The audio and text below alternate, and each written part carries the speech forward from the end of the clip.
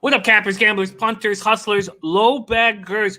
Welcome to our big Tuesday night NFL opening lines show. We have a rare Tuesday night football game about to pop off in 16 minutes.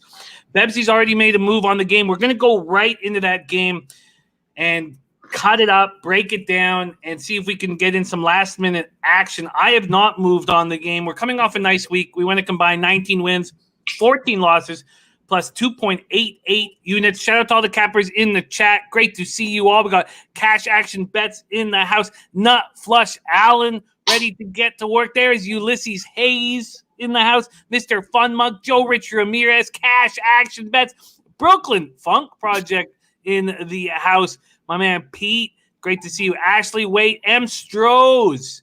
We got Kevin ready to rock. Birdie, Dan Kelly. What a great group. David Sharp, thank you for joining us. Beautiful. We got Bumbleclot, Alex Ramirez, Mike Fuchs, Slats 45 Slats. Were we ever lucky to be alive in our survivor pool, man? Holy shit. All right, let's get a move on. Dan Kelly's right. My fault that we are starting a couple minutes late. We are starting a little bit early so that we can talk about this big game. Just because, God, we're 14 minutes away from Cowboys at Ravens. It did move up to 9.5 points today. Ravens 9.5 point favorites, and that has come back to 8.5. Let me just move over right now, and I still haven't moved on the game.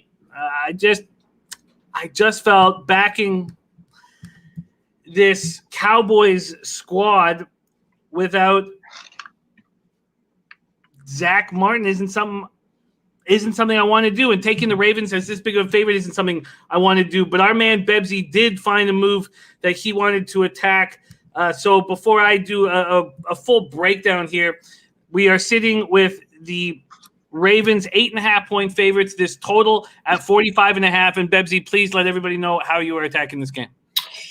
Well, Jimmy, I thought I'd attack the rush prop from not Ezekiel Elliott, not J.K. Dobbins, but I went with Tony Pollard. I believe I got it at 20.5. That was an hour ago. I don't know if it's still sitting there now. I got it off at 21.5 for you when I made it official. Okay.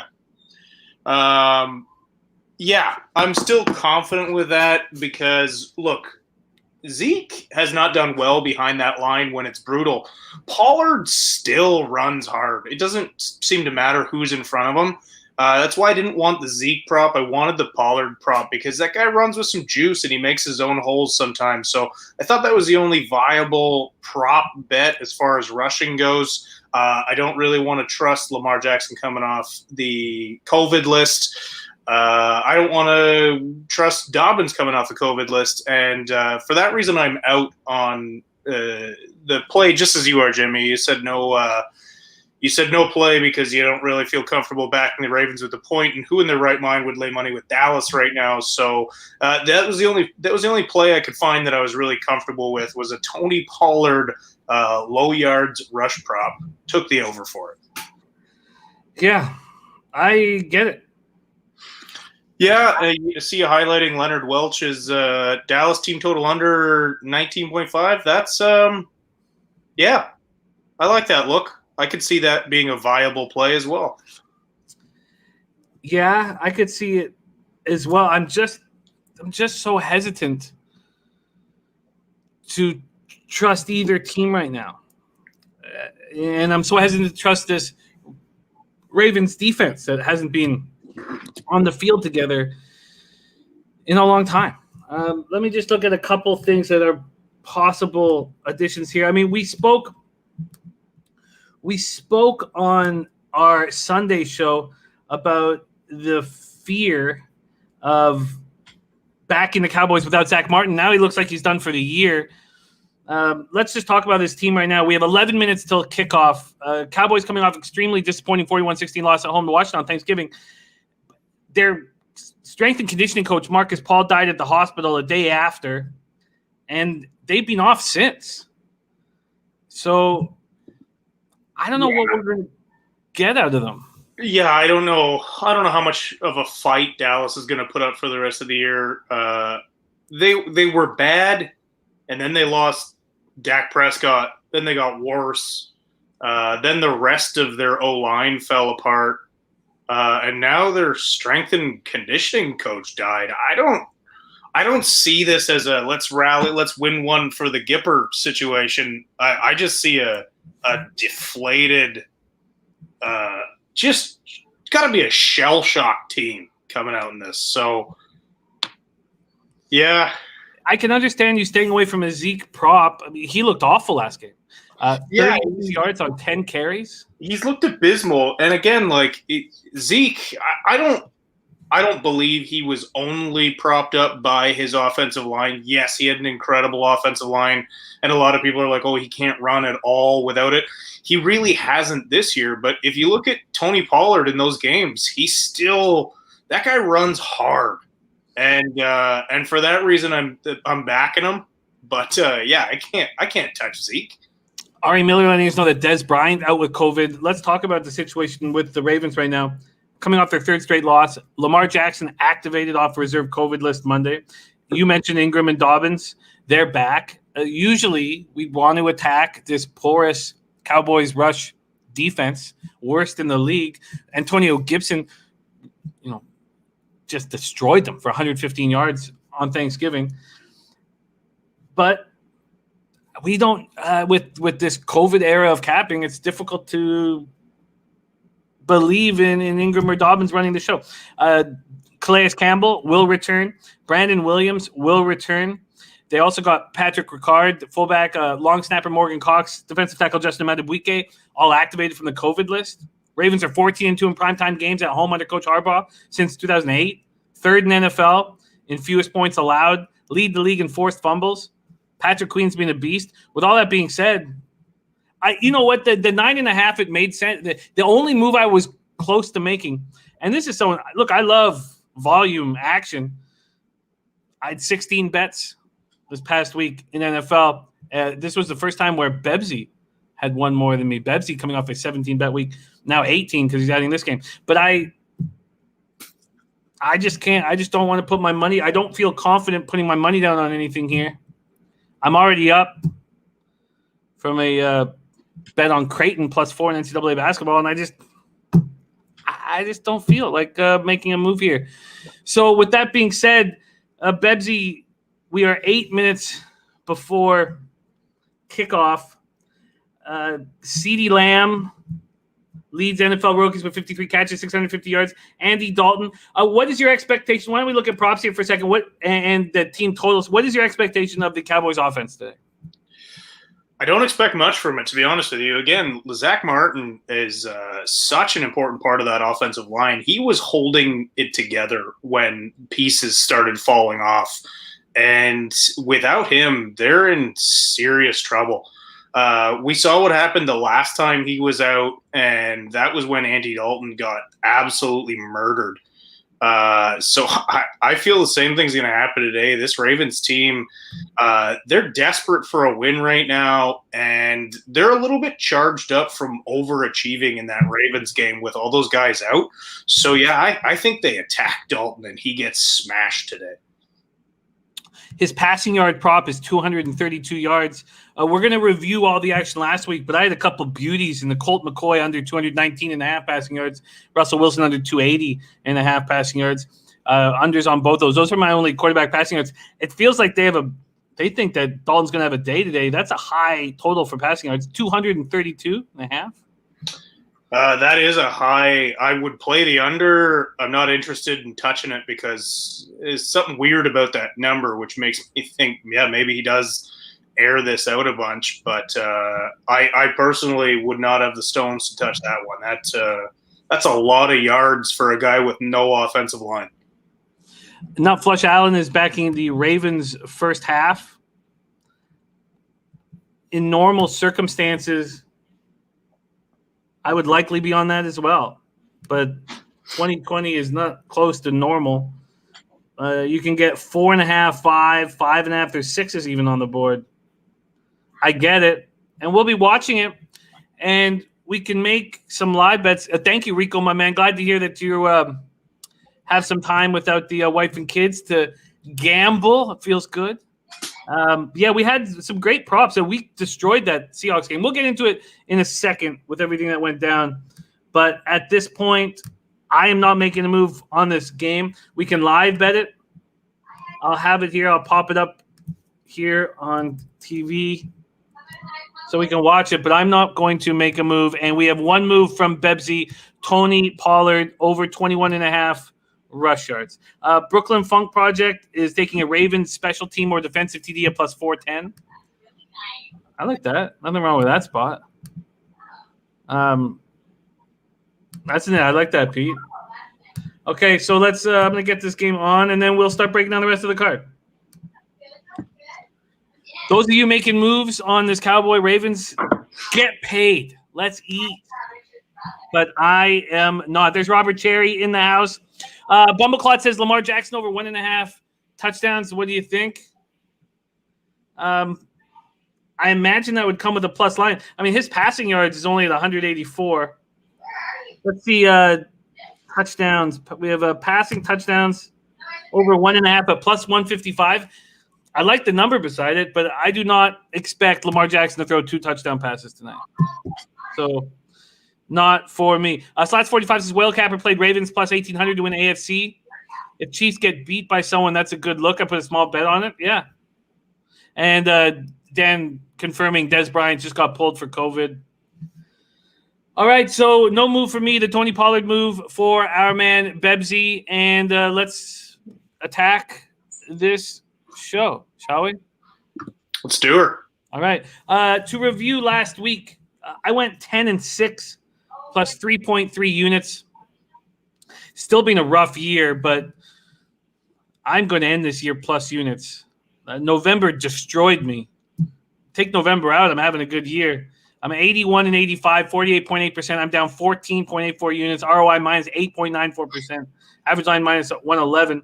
It actually would have been a great week, but we counted the Steelers-Ravens game as part of this week, even though it was officially part of last week. And I lost Steelers first half, Steelers full game. So I went into this week scared. But Colts first half cash, minus 3.5. Colts full game, minus 3 cash. I did 5 unders, 4 of them cashed. New Orleans, Atlanta under 46 cash. Giants, Seattle under 48 cash. Rams, Arizona under 48.5 loss. Eagles, Packers under 46.5. It went up to 49.5, and I still cashed the 46.5. New England, Chargers under 47. That was fortunate. 45-0. Texans team total under 23.5 cash. McCoy under 219.5 pass yards cash. Russell Wilson under 280.5 pass yards cash. Chris Carson over 58 rush yards cash. And then I finished it with 3 losers. The Chargers double up, which was horrifying. First half and full game loss, and Washington first half plus 4 loss last week. Bebsy, you came out 9-8, down 0.42 units. And had it not been for those rushing props in the Titans round, you would have had a nice week. Would have had a nice little week, but just got crushed in that game on those props. Chubb was 3 yards shy of hitting his prop, and the other guys weren't even close. So yeah, that killed me. Thankfully, I made up for the rush props later that day, so that helped. But yeah, it was looking real nice, and you take that game out of it, and I had a nice little week. But unfortunately, I did make those plays. And we'll go over them in a second here. Some questioning about whether Dez being out affects the other receivers' props. I don't really think it does. I don't see how it can. I mean, it's not like Dez has been there all year and he's a major part of the game plan. I don't know if this would sway my decision one way or another, unless, of course, you had Dez props in, which they would be now null and void. Yeah, right now we have again, we're talking about Lamar was just not airing the ball out. Marquise Brown, 48.5.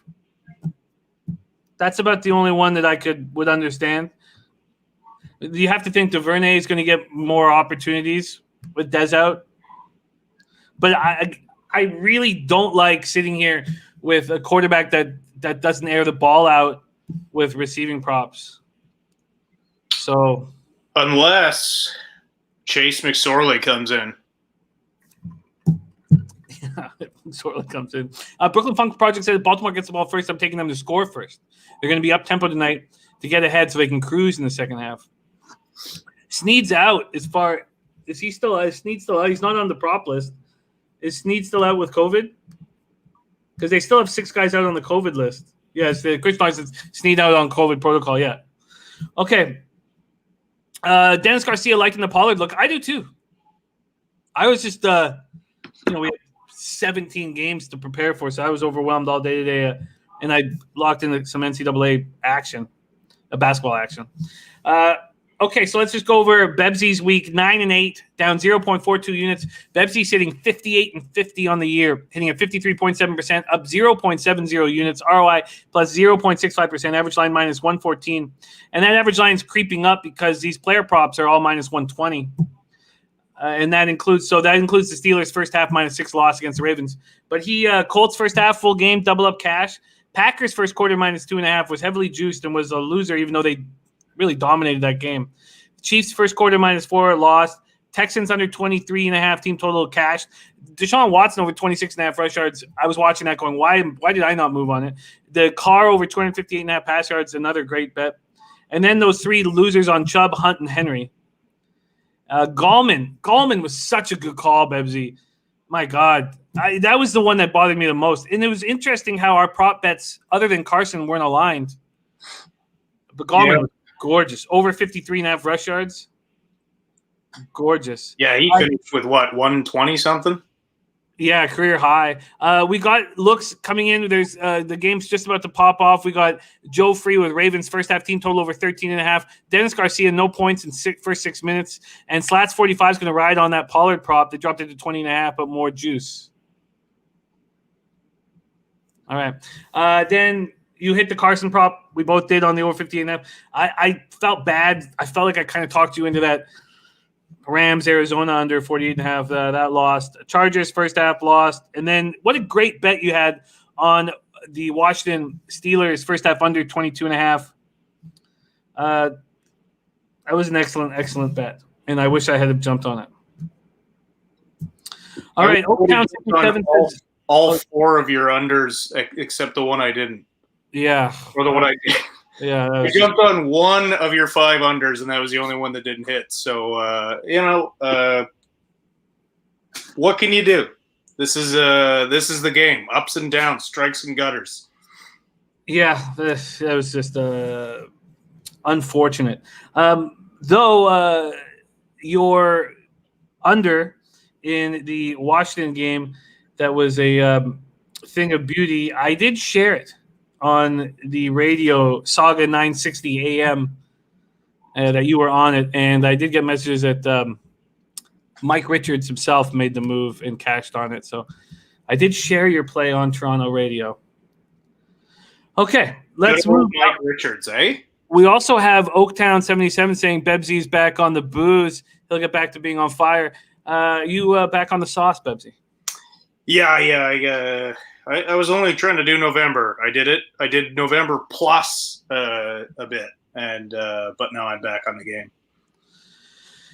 Let's get to work. Thank you for listening, Birdie, my man. All right, let's roll here. We've gone through this Cowboys-Ravens game. The only look on it is Tony Pollard, over 21.5 rush yards from Bebzy. Thank you guys so much for joining us, Birdie, Fernando Encina, Eric Chang. Eric Chang says Dez just tweeted he's quitting football.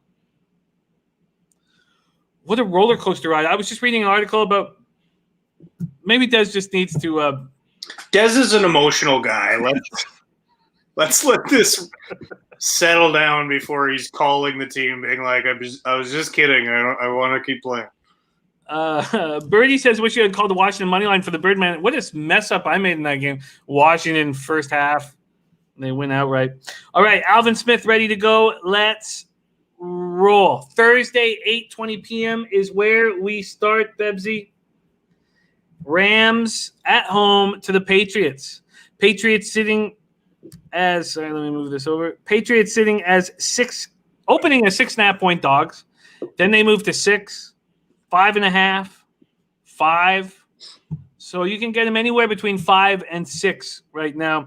This total opening up at 45.5. It is now at 44.5. SoFi Stadium, Inglewood, California. Patriots 6-6 on the year, 2-4 on the road. Rams 8-4, 4-1 at home. Patriots coming off destroying the Chargers 45-0 in LA.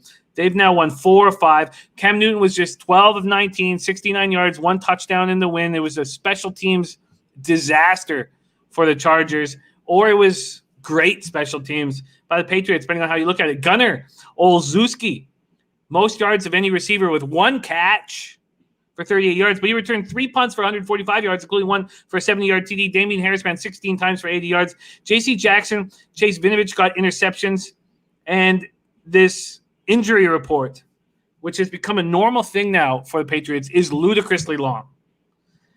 So here we go. And this is me transferring it over to my note. Quarterback Cam Newton, cornerbacks Jonathan Jones, J.C. Jackson, who's been incredible, tight end Ryan Izzo, linebacker Jawan Bentley, safety Kyle Duggar, place kicker Nick Folk. We're all listed at practice. All listed as non-participants in practice. Did not practice due to various ailments, are listed as questionable. And then you have defensive end Lawrence Guy, Shaq Mason, Jacob Johnson, defensive tackles Byron Cowart, Adam Butler, wide receiver Matthew Slater, all listed as questionable. And then 2 guys, J.J. Taylor, running back Jack Sitchie, I don't have his position in front of me, were put on the injured reserve. Let's talk about the Patriots. They've been doing that week in and week out, having a laundry list of 30 people on their injury report. Doesn't seem to be affecting them in games. Do you trust them here, winners of 4 and 5, and do you trust them at L.A.? I mean, it's a tough spot for them going to L.A. I think the Rams are playing better. You take out the loss to the Niners, which, I mean, Kyle Shanahan with a reasonably decent team has had McVay's number. But you take that game away, and the Rams have been playing great. Now, the Pats have won 4 or 5, and some of them weren't exactly pretty wins. Obviously, the Jets game comes to mind. But it's hard to bet against them right now because is it Bill Belichick figuring out exactly what he has and using that? Because I wouldn't put it past Bill. I mean, the guy has won so much with so little at so many times. So this is a really tough spot for them, but I think there's value in taking them. Obviously, it's being bet down a little bit right now, but if I had a free play or if it wasn't Thursday Night Football, I think I would lean Pats in this game. I do expect a very low-scoring game. So I think the under is very much in play.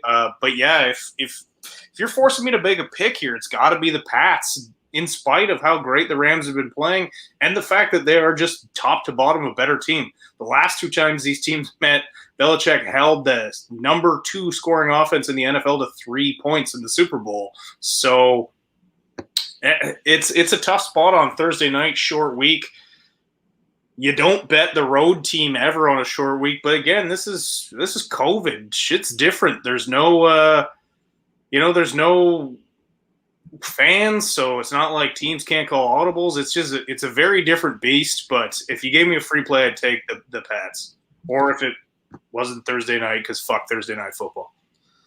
Yeah, and I wonder if the under is in play. A lot of talk about it here in the chat. And also Dennis Garcia, 57 seconds away from cashing his first bet of the NFL game, the no score in the first 6 minutes. Rams coming off 38-28 win at Arizona. So they've won 3 of 4. They're now tied for the division lead with the Seahawks. Jared Goff, 37-47, 351 yards, 1 touchdown, 0 interceptions. He didn't have a turnover after amassing 10 in 4 games. Robert Woods caught 10 passes for 85 yards. Cooper Kupp caught 8 passes for 73 yards. Cam Akers ran 21 times for 72 yards and a touchdown. That's the second straight game the 21-year-old second-round pick out of Florida State's led the Rams in rushing. He was a non-participant at practice with a shoulder injury listed as questionable, but he's expected to play this week. Center Brian Allen, linebacker Terrell Lewis were inactive last week and questionable this week. Defensive tackle Michael Brockers was a non-participant in practice and is listed as questionable. I think that the under has to be in play, Bebsy. What would take you off of the under? And while I say that, we have a question from Birdie, and a legit question here. He says, Is the Pats D legit? I personally do not think so, but opinions welcomed. We knew, and just before beginning of the year, we talked about how Dennis Garcia and I talked about it. Dennis was in the chat, and I was here on the show, talked about how these Patriots were going to cash us unders all year long. And here they're coming up against another great defense. This screams under to me. Tell me about what you think of the under and what you think about the Pats defense. It's tough to say whether I'll answer Birdie's question first because it's tough to say whether they're legit or Belichick's legit. I really do believe that Belichick will make the most out of any team he has, especially on defense. And look, he lost a ton of pieces in the offseason just to free agency, and then he lost a bunch more that opted out with COVID. It's going to take him a minute to figure it out. So he's sort of just figuring that out now. He's got exactly what he can do with this team. So when you say legit, I don't think they're one of the best defenses in the league, but I do think they are better and they are going to play better. And there's no reason I can talk you off a Thursday night under. Thursday night games are typically sloppy games offensively. The defense has the edge with less prep time. And yeah, these are both defense first teams.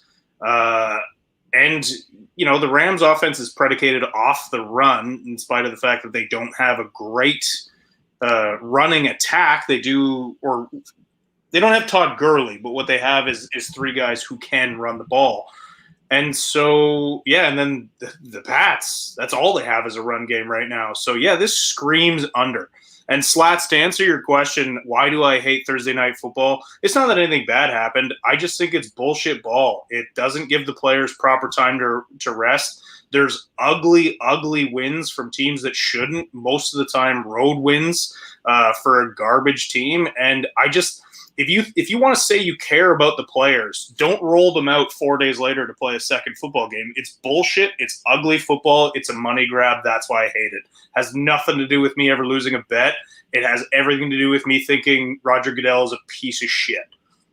You took the first half under in that spot, Washington Steelers. I feel like this is the same situation.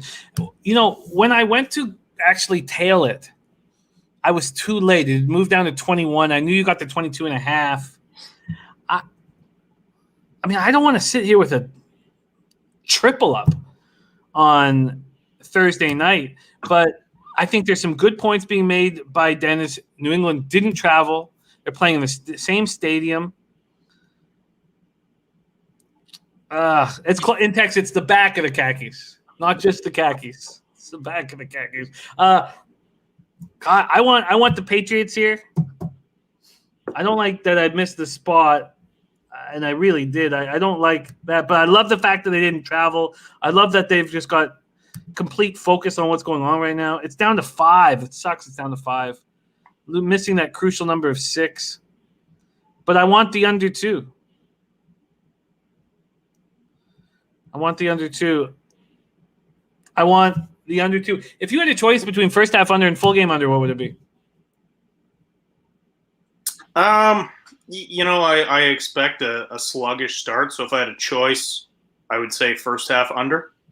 But I think there's value in playing both unders in this. I'm not trying to talk you in or out of it. I just do see this as an under game. So do I. Has there been much movement at all?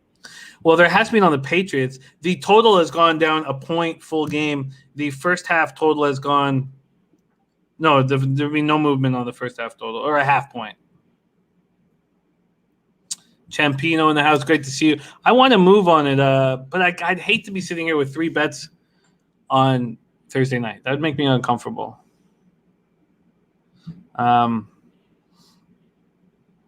So I'm not going to do that. And we've had a pick by the Cowboys there in the at the 35. I do not want to do that under any circumstances. I just don't. I won't be comfortable at all on a Thursday night with 2 bets. Hey, you're preaching to the choir, man. I don't last week I broke my rule and bet on Thursday, and I hate myself for it. So okay, I'm going to take the full game. Before. Full game under 44.5.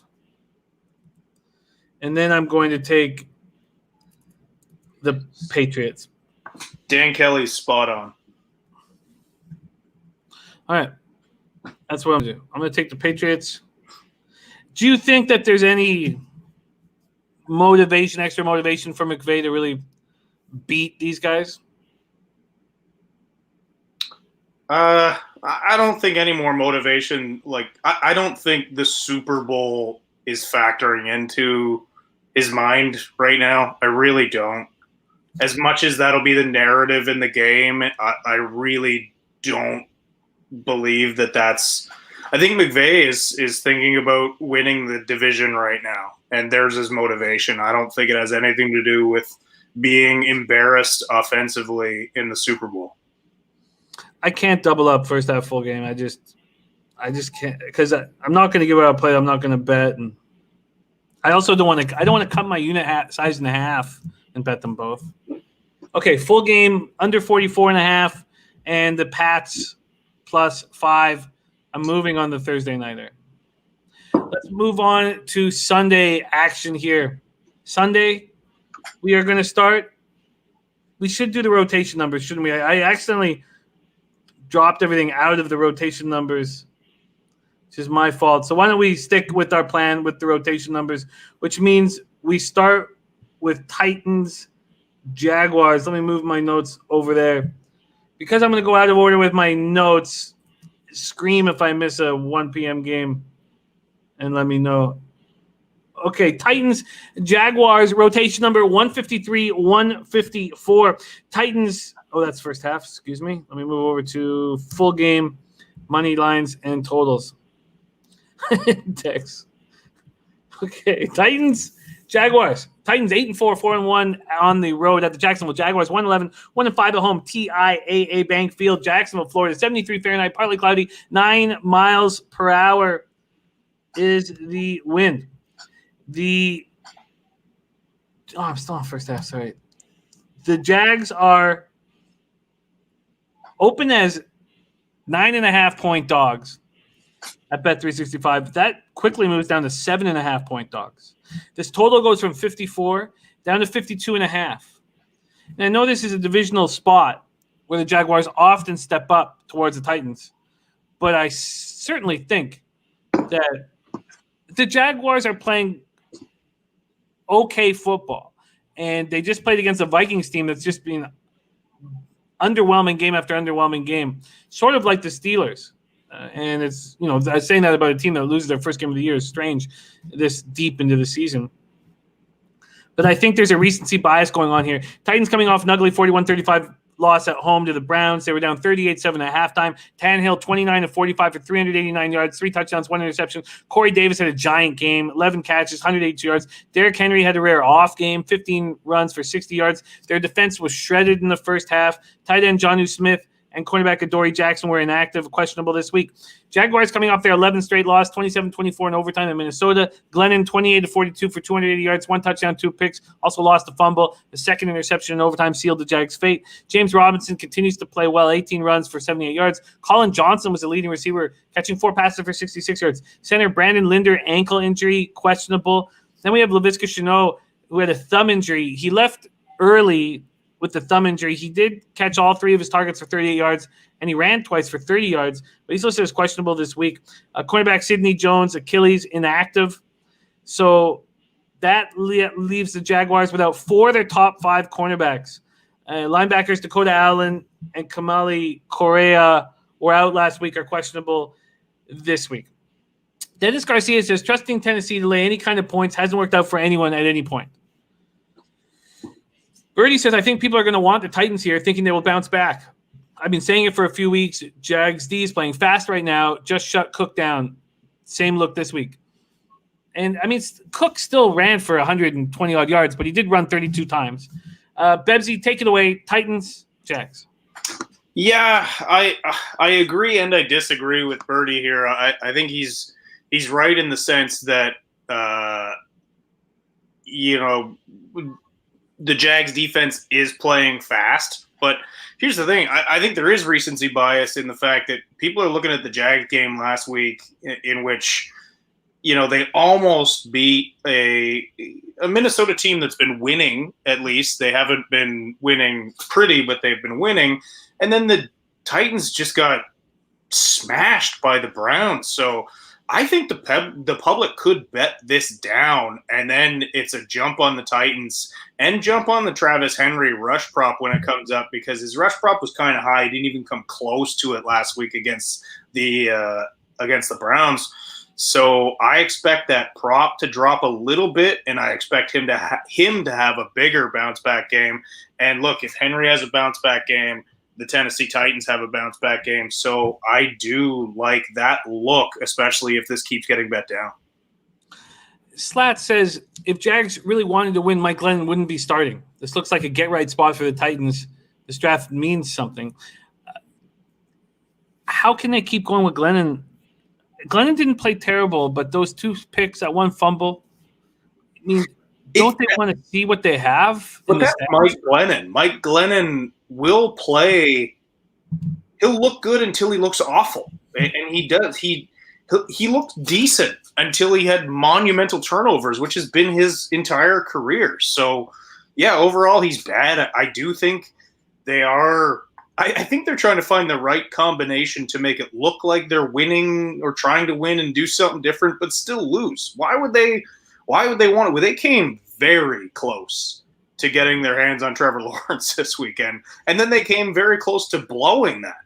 So, in the end, nothing changed. It's still 1-2, but yeah, I don't know.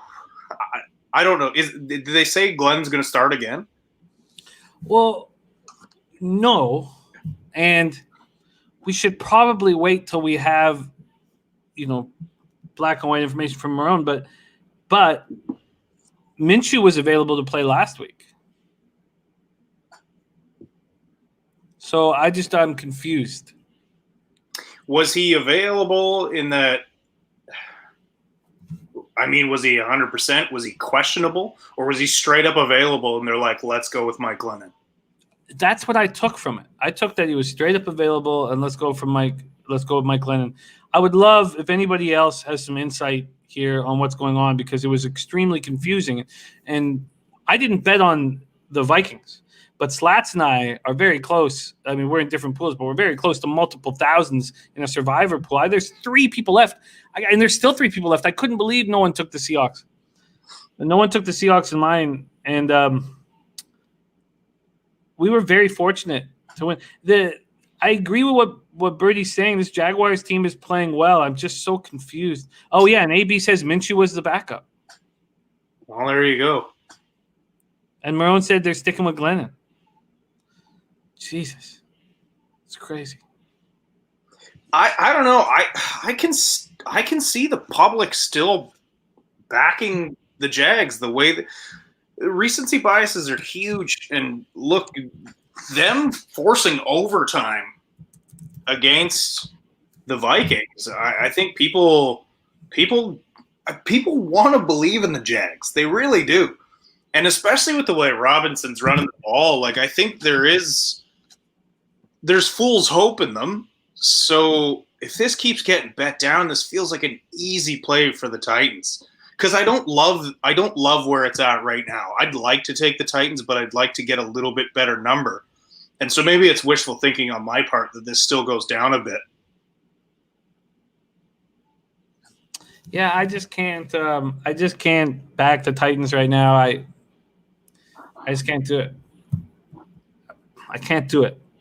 Leonard Wells says the only thing I trust is that Tennessee offense.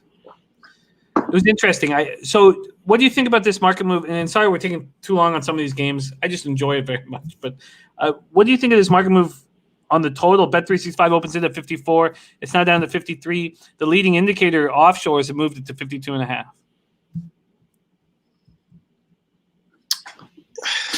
Yeah, I mean, given how bad the Tennessee defense has played, I can see why this is that high, and I think I would still probably lean the over, as much as these are two run balanced teams. You got to figure if Glennon's playing, there's going to be some turnovers, and there's going to be some scoring. So, give me a free play, I'd take the over. But my look in this game is for sure going to be that Henry Rush prop. I don't think he has 2 bad weeks in a row, and again, opening at 9.5 and already being down to 7.5. If I can even get a 7.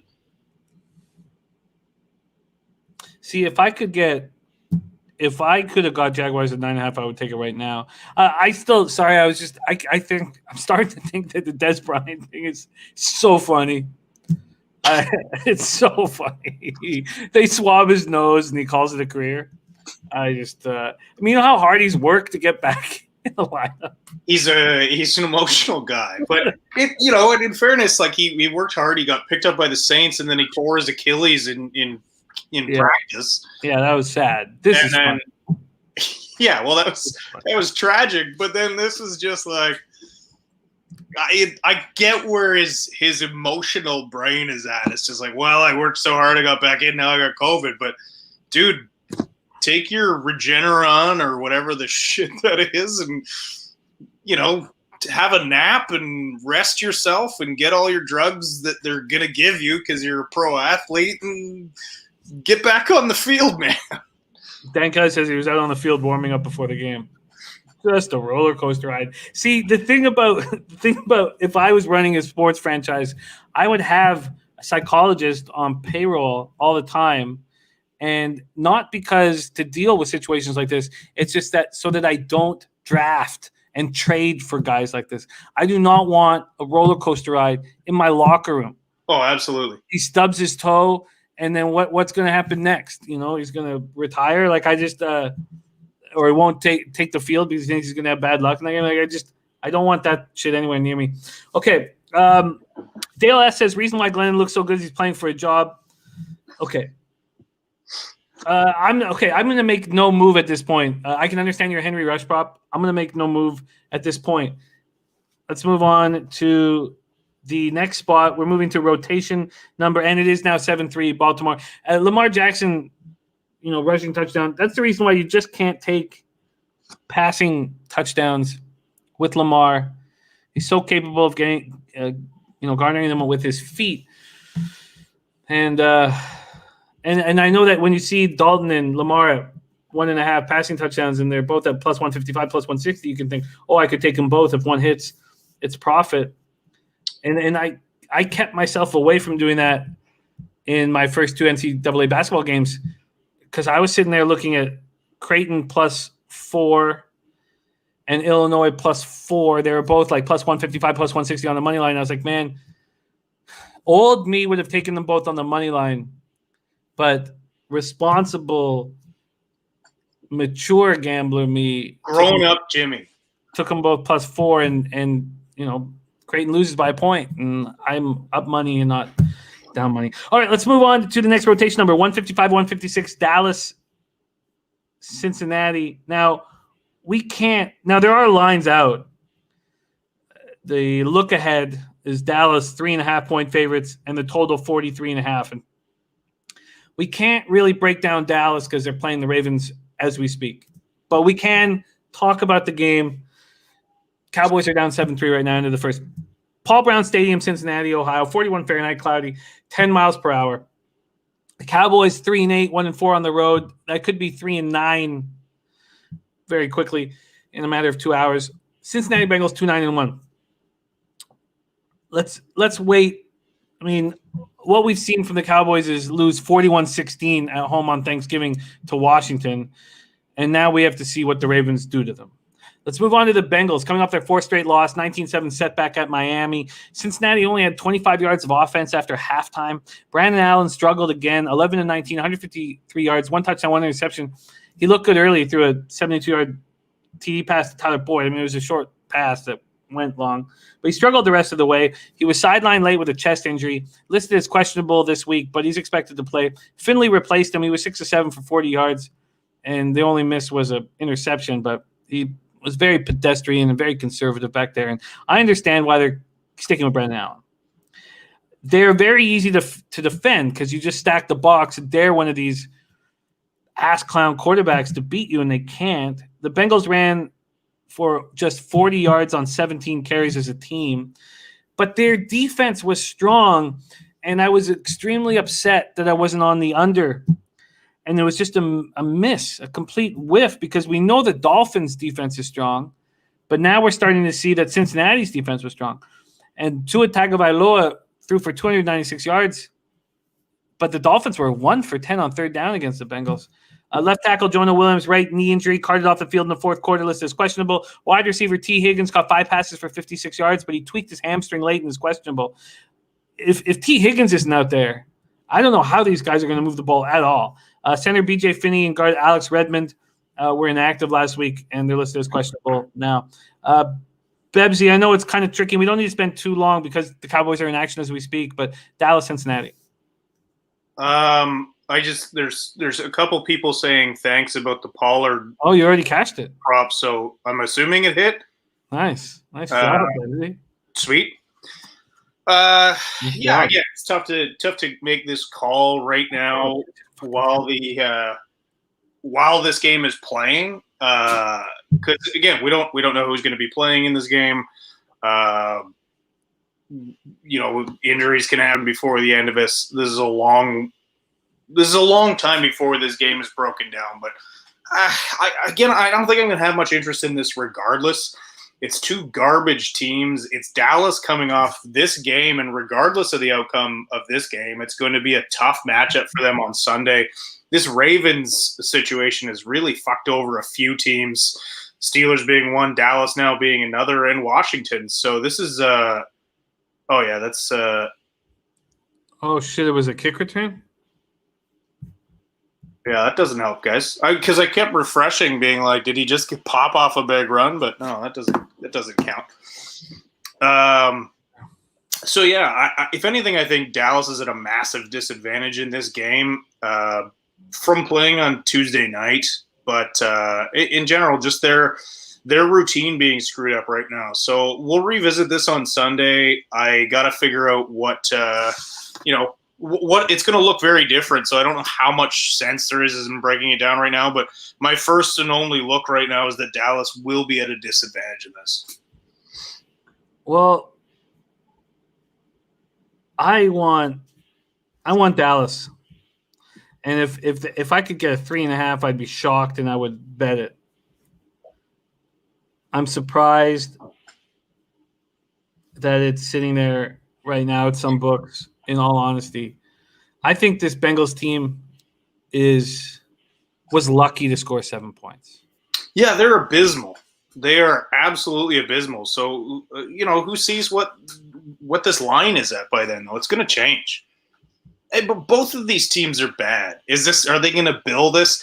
This is how the NFL is going to sell this game to people. Be like, Andy Dalton's facing his old team, and Andy doesn't give a shit, and neither does that team. So it's a bad football game that no one should care about.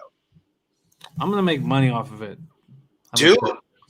I'm gonna back the Cowboys. And I want the under.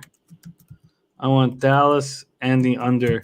Now I need to know what the injury situation is, but that is what I want. I want the Cowboys and I want the under. And I don't think that the Bengals team is going to be scoring any points. And when T. Higgins, who's been absolutely rolling, and he's dangerous. I mean, he's not putting up huge numbers because the quarterback plays so bad, but he's dangerous.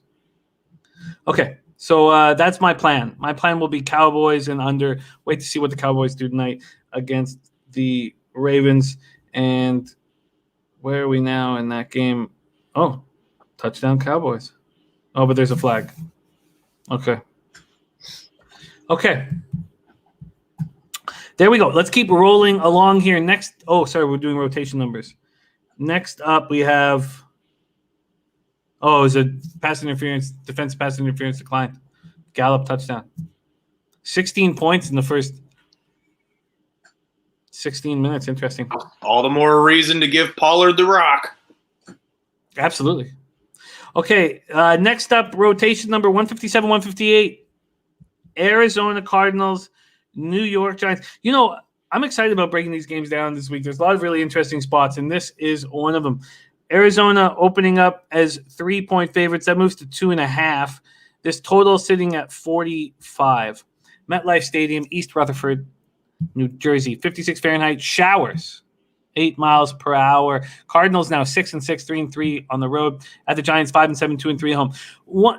I was looking, because I spend all day watching, going over football and going over the stats and going over the numbers.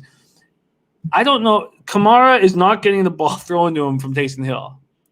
And we could have been 4 weeks of just cash in our pocket, taking the prop under. And we've been absolutely right with Kyler Murray not running the ball. And I don't know why I haven't just been hammering it since that hit from Dunlap. But Kyler Murray is playing hurt. I don't believe he's playing scared. I think both. I think he's playing hurt and he's playing scared. All right, that's fair. Cardinals coming off 38-28 loss at home to the Rams. They've lost 3 straight, 4 of their past 5. Number 2 offensive team in the league was limited to 232 total yards. And I know the Rams defense is good.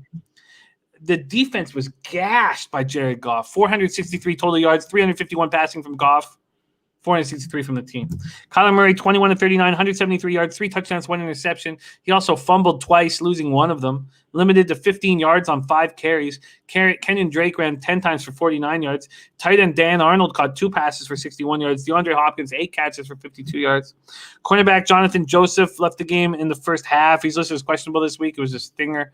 Defensive tackle Rashard Lawrence and safety Jalen Thompson were inactive last week and are questionable this week. Let's talk about the Cardinals before we talk about the Giants. This team is losing football games and losing them fast. Do you have any interest in backing them at New York? I don't, because New York's surging, and we've been saying, for a month now that New York is getting it together on defense. I still don't have a ton of faith in their offense, even though their offense, especially with the game that Gallman had, had some impressive output lately. But listen, I said this from the start of the year. The Cardinals were an overhyped team. They're not as good on defense. Their defense got propped up out of nowhere because they drafted Isaiah Simmons, which, yeah, he was fantastic at Clemson. But that guy's not going to change everything about that defense. Budda Baker's still the best player on that D, especially now that Chandler Jones is out. And so they have a ton of holes on that defense. And quite frankly, Simmons has made some bonehead plays, and he has not been the impact player they thought he would be. I don't know if that's going to change or not. I think it will. But Arizona got propped up. They obviously won that DeAndre Hopkins deal in the offseason. And everyone they were the offseason darlings. And yeah, they're a decent football team trending upwards, but people love them a little too much. And look, now that Kyler Murray's a little banged up, he appears human. And if he's human, they're not going to win football games. When he stands on his head, when he can't get touched, when the defense has to keep spies on him and he still burns them to the outside, that's how that team has been winning football games all year. And he can't do that right now. It's obvious. And until we know more about his injury, I don't see how you can back him. It's hard to get excited about the Giants because they are still the Giants. But look, we've been saying for weeks, this team is getting it together. And yeah, if anything, this is a Giants play, and continue to fade Murray and this struggling Arizona Cardinals team. Yeah. Well, I think, in just judging from the way Joe Judge is talking, I think that Danny Dimes going to be back behind center. And well, you got to figure if he was almost ready to go last week, he should be ready to go this week. Yeah, and Judge is being quote unquote saying, I'm gonna give Danny every single opportunity to start. I think the move is the money line on the Giants now, as soon as possible, before they announce it. I think that should be the plan of yeah, because I'm like, some of my books don't have this game. Some of them, Giants are plus 115 on the money line at Bet365, plus 205 minus 105, which is points I don't think I need. What do you have for points though? 2.5? Is that what you're getting? Yeah. Yeah, I really think that let's talk about these Giants, NFC East leading Giants, which isn't a laugh anymore. You know, they won 5 of their past 7. They've won 4 straight. They're now sitting at 5-7. Handing the Seahawks their first home loss of the season was extremely impressive. Well, and again, like the strength of the Seahawks all year has been their offense. Their defense is abysmal. And, you know, this backs up what we've been talking about with the Giants defense being good. They're getting it together. They're getting better all the time. They're starting to believe in themselves. And that's exactly how they won this game. They shut down. They made Russell Wilson look bad this week. They did. And Colt McCoy, 13-22, 105 yards, 1 touchdown, 1 interception. It's funny. I don't know why I was cheering for him, but I was. First victory since 2014. I was cheering for him. Also, who got fired after putting up a 219 yards prop on him? And that was just the most ludicrous number, because I'm watching that game and I'm like, man, McCoy's playing well. And I didn't know if he was going to hit triple digits in passing yards. The Gallman prop was the only thing that kept me from being ecstatic. I don't know how I didn't get on that with you. 16 carries for 135 yards. Giants topped 100 yards rushing for the 7th straight game. Gallman reached a century mark for the first time in his career. Evan Ingram caught 4 passes for a team-leading 32 yards. Giants sacked Russell Wilson 5 times. Leonard Williams, 2.5 sacks. Linebacker Blake Martinez left the game with a back injury. He's listed as questionable. This is a very healthy squad. Dennis Garcia says, I faded Arizona 3 straight weeks, not stopping now.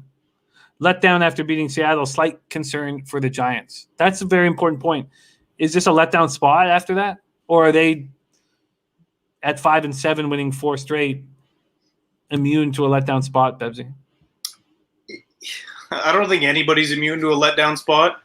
And I think that's a valid argument, but I'm with Dennis Garcia on this one. I wish I had been on fading Arizona.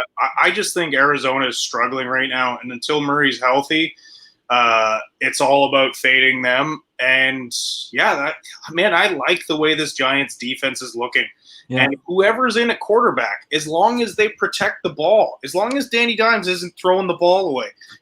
Maybe that was one of the good things about having Colt McCoy in, because, you know, for as underwhelming career as Colt McCoy has had, he's not been terrible. He just doesn't throw for 400 yards and 4 touchdowns, but he doesn't make a ton of mistakes. So I think it's protect the ball. And, you know, I'm not going to take the money line. I'm going to take the points, but I am going to take the Giants in this one. I'm going to take the money line. I don't think I need 2.5. If it's under 3, I just don't feel like I need it. Okay, Bebsy, I'm going to take the Giants too, and I think the time is now, because Daniel Dimes gets announced in. I agree. I think that line moves. So yeah, I agree. I'm with you. All right, let's do that right now. The Giants. I'm going to line chop for our man Bebsy here on odds.com. Man, you know, these Tuesdays are really intense. They were a little easier when we had some buys, but you know, the hours it takes to break down all these games and the stress of getting them all together, and then I get to sit here and cap them with you and with these great guys in the chat, and it's extremely enjoyable. I'm just going to milk every last second of it. All right, betting odds here, odds.com. We are looking at the Giants for Bebsy, and there's still a 3 on the board at FanDuel. Holy shit. Let me just make sure this isn't a stale line. Holy, a 3 still hanging at FanDuel? You gotta be kidding me. Let's see this 3. If I could get a 3, I would do it immediately. I mean, I could pay for it, but obviously I don't want to do that. Let's just see. I just want to make sure this is not a stale line and that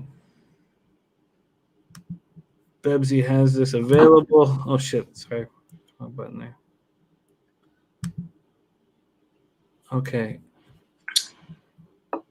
Wow. +3 minus 115. Holy shit. If you could bet FanDuel, get that 3 right now. Get that 3 right now. Oh my God, Tucker missed field goal. Holy shit! 2020, man. Wow, Bebsy, this is a great spot you just got. Vitalis in the house. Little laces out. Laces out.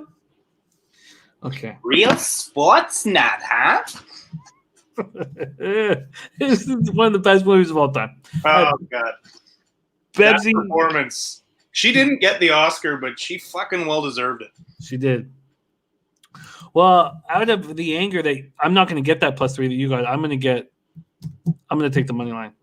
That's what I'm going to do. Okay, let's move on.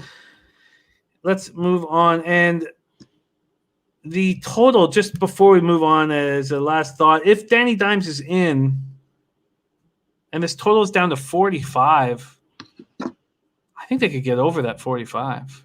Ooh, don't start thinking like that, Jimmy. This is still not an offensive juggernaut. No, you're right. Okay. Intex says, show us the love, Jimmy. God, Intex. Can't wait till I can drink some. See, Intex drinks expensive whiskey. He drinks Woodford. He has the maraschino cherries with him, Pepsi. Mm. And you know me, I drink Kamchatka vodka out of the back of a pickup. So, but I will step my game up. Jimmy, you still have never had my old fashioned, and I have. Come on, you've lit it on fire in front of me. Burnt the. Oh, come on, man. Come on. Okay. Come on. I lost track when you left the country. Yeah, no, I feel you. No, but I have. You make delicious ones. Okay. They're Luxardo cherries. Apologize. Apology. Okay. All right, let's keep moving. Dan Cuss says we better meet up in Saratoga this August. I promise you that's going to happen. I promise you, Dan Kelly. I promise you. Okay, let's move on to Vikings Buccaneers, Raymond James Stadium, Tampa, Florida. 72 Fahrenheit, mostly sunny, 5 miles per hour is the wind. Beautiful day in Tampa. Tampa opens up a 6.5-point favorite. That hasn't moved. This total opened up at 52.5. It's now at 51.5. Vikings 6-6, 3-2 on the road. At the Bucs 7-5, 3-3 at home. Vikings coming off a very underwhelming 27-24 win, home win over the lowly Jags. 5th win in 6 games. They aren't instilling much confidence in us gamblers. This is after barely beating Carolina 28-27 the previous week at home. They lose 31-28 to Dallas in Dallas the week before that. Cowboys, Panthers, Jaguars are combined 8-27, and they're lucky not to be 0-3 against them. Kirk Cousins, 28-43 for 305 yards, 3 touchdowns, 1 interception. Justin Jefferson, get some attention paid on Adam Thielen, and he steps up. 9 catches, 121 yards, 1 touchdown. He topped the 1,000-yard mark just 12 games into his rookie season. What a spectacular football player. Thielen returns from COVID, 8 catches, 75 yards. Dalvin Cook, 32 rushes for 120 yards. Vikings lose their 2019 All-Pro linebacker Eric Kendricks to an aggravated calf injury in pregame warmups. So he's questionable to go. Cornerback Jeff Gladney, calf injury. Tight end Brandon Dillon, ankle injury, left the game. Gladney listed as questionable. Dillon's not on the injury report. Defensive end DJ Wanham, ankle back inactive, as was linebacker Alexander Madison with an illness, and tight end Irv Smith Jr. with a back injury. Talk to me about the Vikings, and is this a buy low spot on them? Some of these teams, when they're not tested, they don't fight. And we see that with the Chiefs. I don't know if I can put the Vikings in that category. I don't know what to make of the Vikings here, but that's a lot of points against a Buccaneers team that's questionable. We'll break down the Buccaneers in a second. But, Bebsy, is there value now on the Vikes? I almost feel like there is, especially after the Jags forced overtime with them. And Christian Larson just said it. Cousins is the highest QB rating since week 7. And I said a week or two ago that doesn't it feel like every single year at the start of the year we're making fun of Kirk Cousins. We're talking about how he's a bum. And by the end of the year, he's balling out. He ends up in the top 5 statistically in the NFL for quarterbacks. It's like he doesn't start on time, and then he just plays very, very good all year. So I like where your head's at, Jimmy. I think there is value in this. My biggest concern is that defense is just walking wounded, and now Kendricks. After losing the players that they did, they lost Everson Griffin in the offseason. They lost Daniil Hunter to season-ending injury. They lost Barr to season-ending injury. They had their corners shipped out of town. So now they lose Kendricks. That is very hard to overcome. It is. And they've been playing, their young quarterbacks that have been dealing with so many injuries this year, cornerbacks are improving. But that's a huge loss, Kendricks. There's no doubt about it. Okay, let's talk about the Bucs. They come in fresh off their bye week. I got to stop writing that. It's something that I always write, fresh off their bye week, but not in COVID times. Because the Panthers aren't coming in fresh off their bye week. They had 8 guys put on the COVID list today or yesterday or in the last. That seems to be what happens on bye weeks. Guys go out, get themselves a little bit of COVID, sure, chill out with COVID, and then come back. So, there's been like 5 or 6 teams now that on their bye week, massive COVID outbreaks. And is it that simple? Is it just the guys go out and party? Like they go out and get their time off, and is that it? It must be. Yeah. And so at this point, I don't have if anybody has any information on the Bucs coming down with anything. Leonard Welch interested in this over 51.5. Let's talk about the Bucs quickly here. We don't need to spend too much time because they're off their bye week. We last saw them at 27-24 loss at home to the Chiefs. They were down 27-10 going into the fourth quarter, and they mounted a comeback.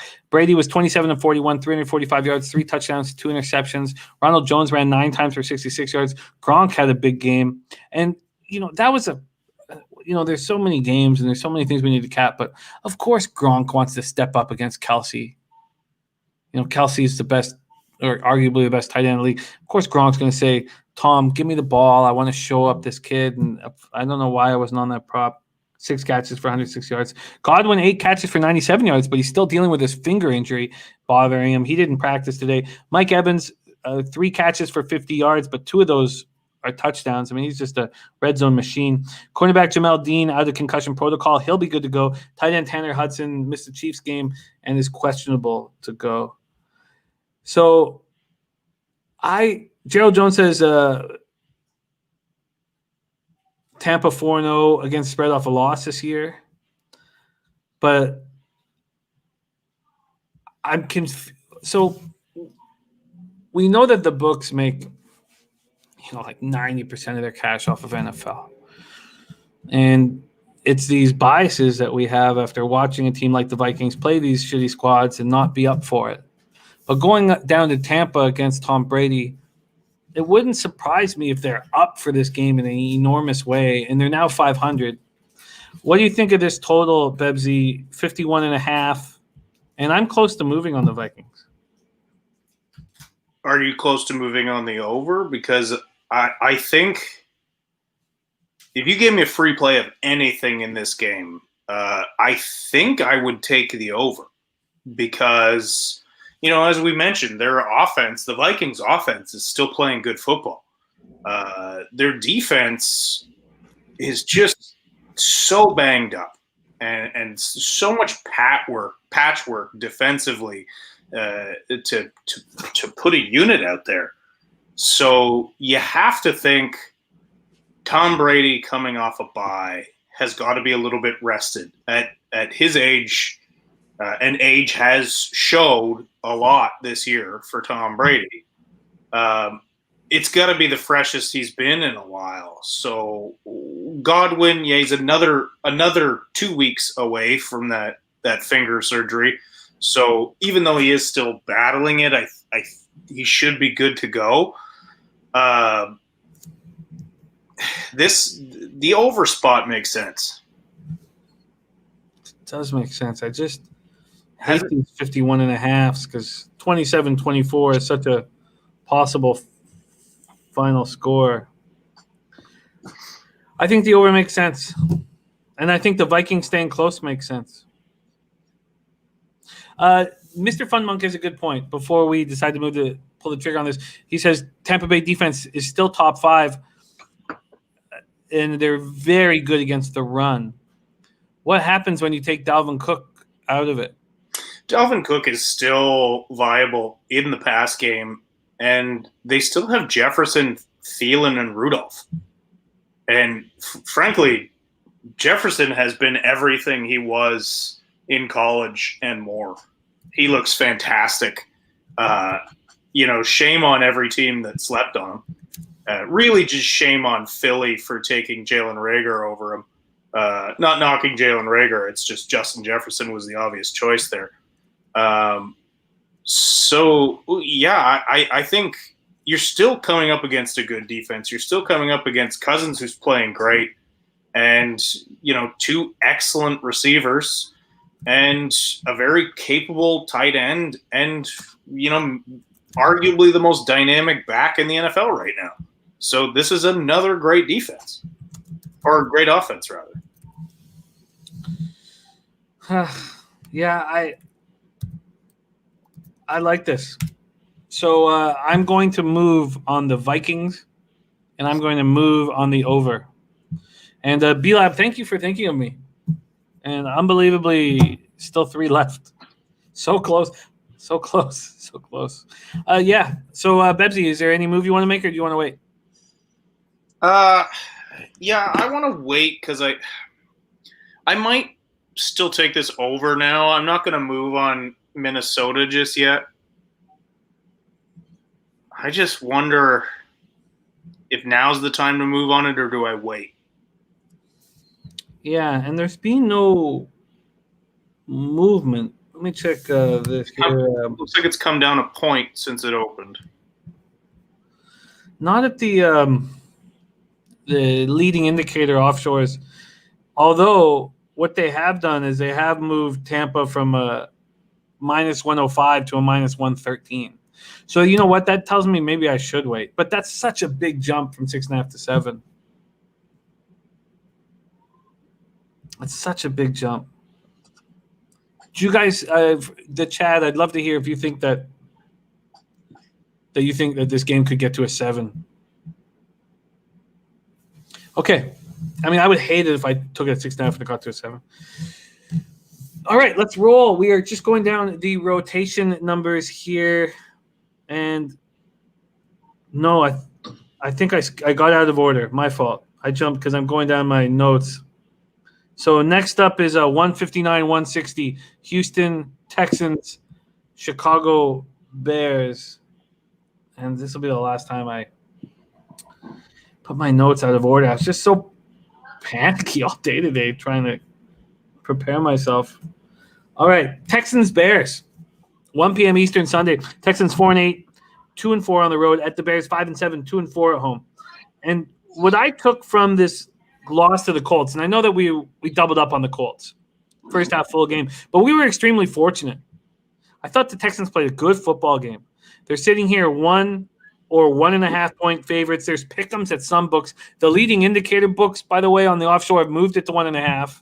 So I trust that, not the pick'em. If you can still get a pick'em, I'd move on it. It wasn't only that in that game, though. I think you were on the Texans team total under. They had 20 points in the first half, and it was 23.5, and they did not.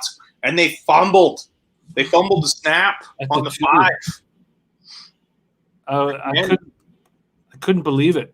Yeah, that was extremely lucky. Anyway, sorry, I didn't mean to cut you off. No, all good, anytime. But what I was saying was that I really felt like the Texans played well. I was impressed. We're Soldier Field, Chicago, Illinois, 33 Fahrenheit, mostly cloudy, 11 miles per hour is the wind. It's another weekend of just great weather in North America. Texans are coming off a 26-20 loss at home to the Colts. They were at the Colts' 2-yard line when Watson fumbled a low snap.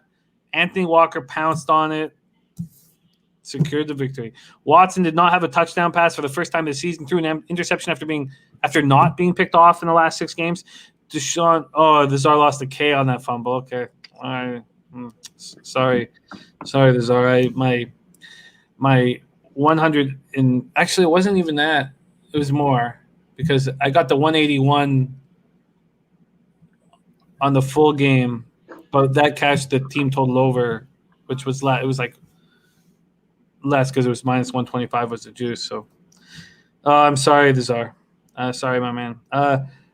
Deshaun Watson, 26-38, 341 yards, 0 touchdowns, 1 interception in his first game without Fuller. Kiki Kute, we talked about it on the Sunday show. There were so many different spots on Sunday where I was like, we talked about this.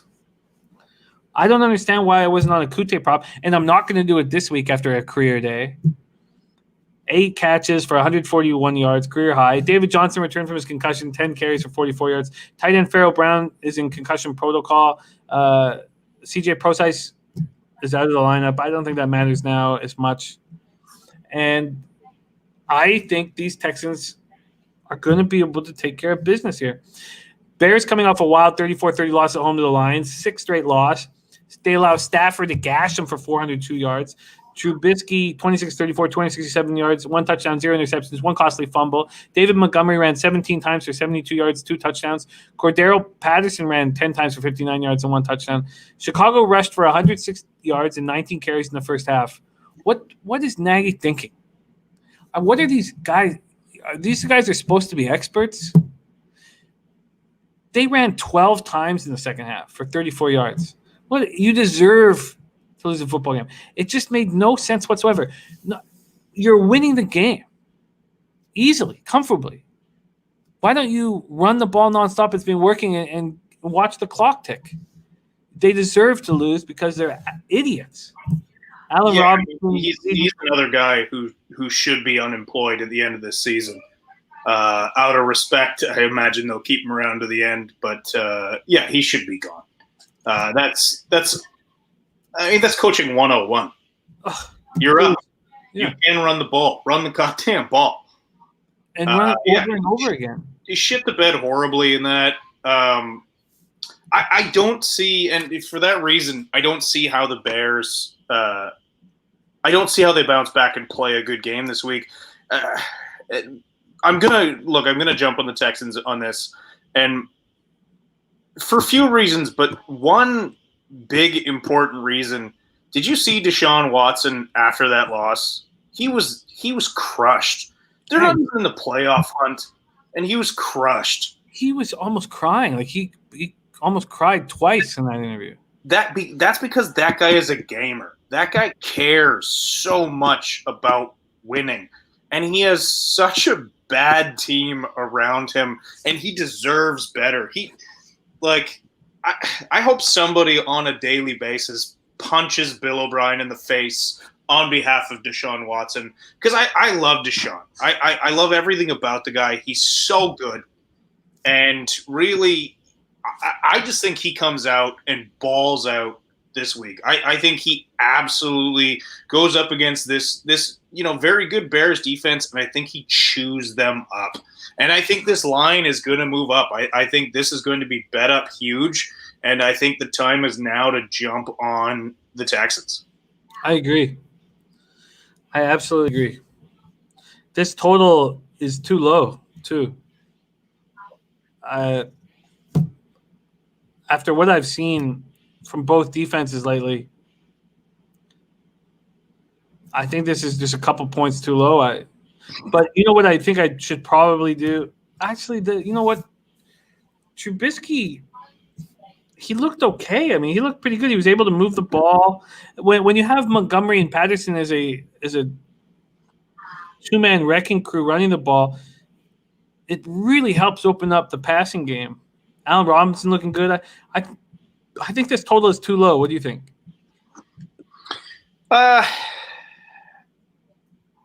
It's hard for me to take a second bet in a bad game.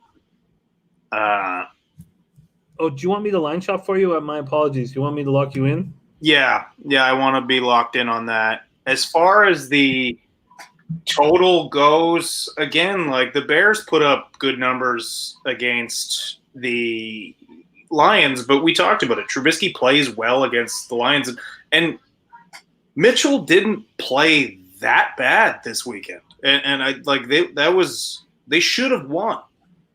But he has played well against the Lions, so I'm not going to put too much stock into that. I do believe just with the talent of Deshaun Watson and, even the way they played last week against a great Colts defense, he still managed to put up 20 in the first half, not again, but and none in the second half. I think you're right that it's a bit low. I just wouldn't be super confident in taking that. They don't have – did they move Akeem Hicks to the IR? Because he's not on the injury report. Did they – I'd be shocked if they did. Let me just – because, if Akeem Hicks is good to go, I would sure be uncomfortable. Oh, he was active. He played against the Lions. My fault. That's why I was on the injury report. What am I doing? He played and played poorly. Hell, why didn't I realize that? Okay. In text, I grabbed your recipe, by the way. Thanks. I'll give it a whirl. Do you want the money line? Because there's a nice one right now being hung at DraftKings at minus 114. Also at Bet Rivers. Yeah, I'll take money line. Okay, let's give that to you right now. So Bebsy is moving on the Texans minus 114, and that is at DraftKings.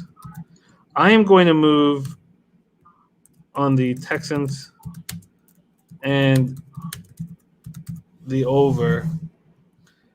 I think that's too low of a total. And I know it's cold, but it's not windy. I think we can get over that.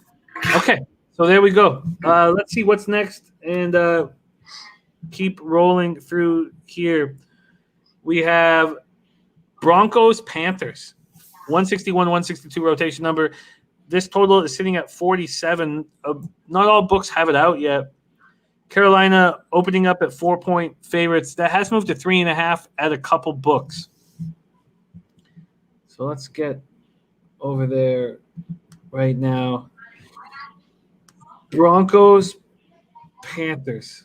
Sorry, I'm out of order with my notes, so it's just going to take me in there pages and pages of them. Okay, here we go.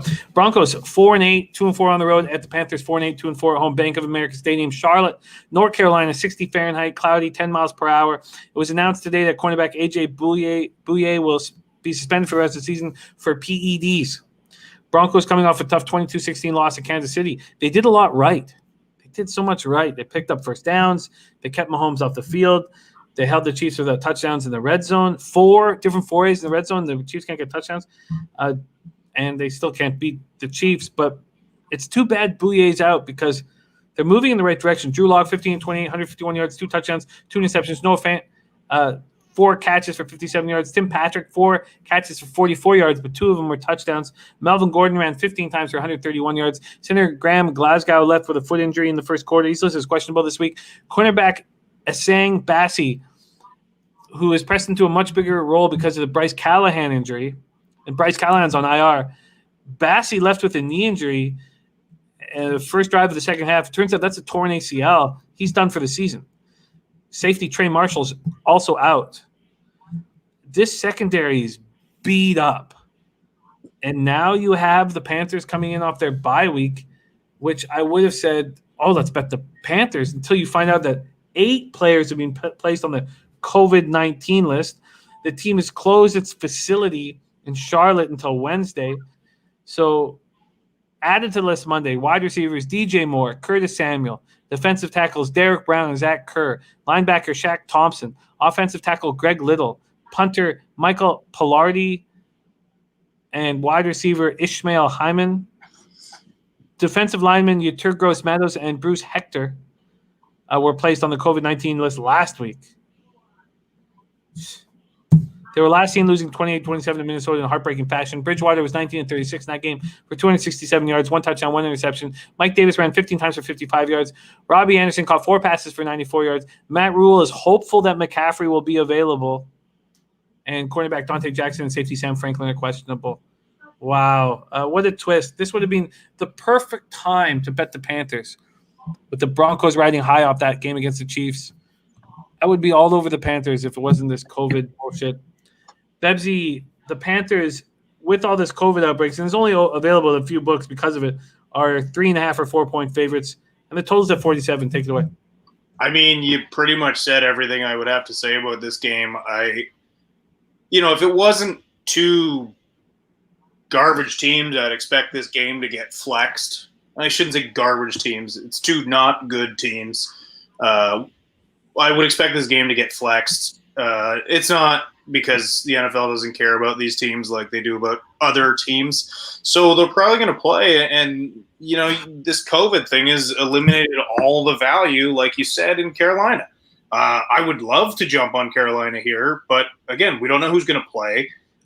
We don't know if this COVID thing keeps expanding like it did with the Ravens and they keep getting new cases every day, then it's not going to be played. So I don't know how much time we can spend saying the same thing on this. I don't think there's any value in any play right now, just because we don't know if the game's going to be played, and if it is played, we don't know who's going to be playing in it. So, look, healthy COVID-less Panthers, same line, great spot, but that's not a reality right now. So, what can you do? Yeah, no, well put. Well put. We will wait and see on that spot. Catch us on our Sunday show. Next up, rotation number-wise, is Vikings Buccaneers. I capped that game out of order. My apologies. So we move on to 165-166. Kansas City Chiefs at the Miami Dolphins. This is going to be a fun one. Let me move. And this is the final game of the 1 p.m. slate. Let me move here.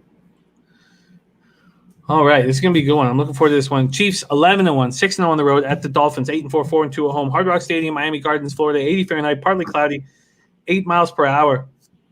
Chiefs open up as 7.5-point road favorites. That's gone to 7. You can still get 7.5s, but if you do that with the Chiefs, at least, you'll be getting plus money. This total opened up at 49. It's now 49.5. Chiefs coming off an underwhelming 22-16 win at home over the Broncos, clinched a playoff berth and they moved to 11-1 for the second time in franchise history. Mahomes 25-40, 318 yards, 1 touchdown, 0 interceptions. Travis Kelce 8 catches for 136 yards, 1 touchdown. Clyde Edwards-Helaire was active but dealing with an illness and didn't see the field. Le'Veon Bell 11 carries for 40 yards. As a team, the Chiefs ran 22 times for 134 yards. Tyrann Mathieu twice picked off Broncos quarterback Drew Lock. Cornerback Antonio Hamilton had to be helped off the field after blocking a punt early in the fourth quarter. But this is a healthy group. There's a few teams in the NFL right now really healthy. Chiefs are one of them. Dolphins won for the 7th time in 8 games. Their 19-7 win at home over the Bengals. Tua Tagovailoa, 26-39, 296 yards, 1 touchdown. He's 4-1 as a rookie starter. 7 touchdown passes. Still has yet to throw an interception. Gesicki, favorite target, 9 catches for 88 yards. Gaskin ran 21 times for 90 yards. But Dolphins were just 1 for 10 on third down. Their number 2 ranked scoring defense has allowed 10 points over the last 2 games. They held the Bengals to just 25 yards in the second half. Guard Eric Flowers has a left ankle injury, and linebacker Landon Roberts a chest injury. They left the game and did not return. They're listed as questionable. Wide receiver Jakeem Grant banged up. He didn't practice today. He's listed as questionable. And then their 3 running backs are still out. DeAndre Washington, Salvon Ahmed, Malcolm Perry are out, but questionable. And offensive tackle Adam Pankey also was inactive last week and is questionable this week. Chiefs, Dolphins, 7.5 spread. Take it away. The Chiefs have been doing exactly what they need to do to win games. They haven't been blowing a lot of teams out like they're capable of. It almost feels like they're in cruise control until the playoffs. This Miami team, look, they've got a very good defense. Xavier Howard got ejected from last game. And he's right now. I'd like to know a corner that's playing better than him this year. He's been fantastic, but I still don't know what I think of Tua. I think it's nice that he hasn't thrown an interception yet, but it's not like he's been exceptional. It's not like he's been great. In fact, he's been bad twice. He's been good once. He's been okay once. I'm not super high on him, and a lot of that has to do with where he played college. I mean, I've said before, I'm not a huge backer of Bama quarterbacks. They just have it too good in college. And, I think this is just a really tough call, is because I want to back the Dolphins. I want to back the Fish. I think I do believe that they'll be up for this game, and I think that the Chiefs will be in cruise control. But again, we've seen what Andy Reid can do to inexperienced quarterbacks. So this is just a really difficult call for me. Anyways, I certainly don't see a comfortable play in this spread. And I mean, even if you gave me a free play, I think I'd flip a coin right now with it. Well, I like Dennis Garcia's look on the under. We have one of the best defenses in the NFL, and I know that the last couple spots against very weak competition probably isn't your best example of how good they are. Dolphins allowing 10 points over the last 2 games, but this is a challenge for the Dolphins defense. And in that, I mean, that game against the Bengals, there was a lot of yelling, and there was 5 players were kicked out of the game. It was a feisty game. Feisty. But Flores was right in the middle of that shit. I loved it. I love seeing it. Yeah. That's why the team loves him. Yeah. Yeah. Dennis Garcia said, when Jimmy asked everyone for best bet on Sunday, I said KC Denver under. It was a great bet. Dennis, are you saying that you like another KC under, and that could be your best bet this week? Well, he does like the under. He gave us a final score of 27-20 Chiefs. I like that look too. I certainly like that look a lot more than I like the spread here. I like the under at 49.5. I think it's just high enough.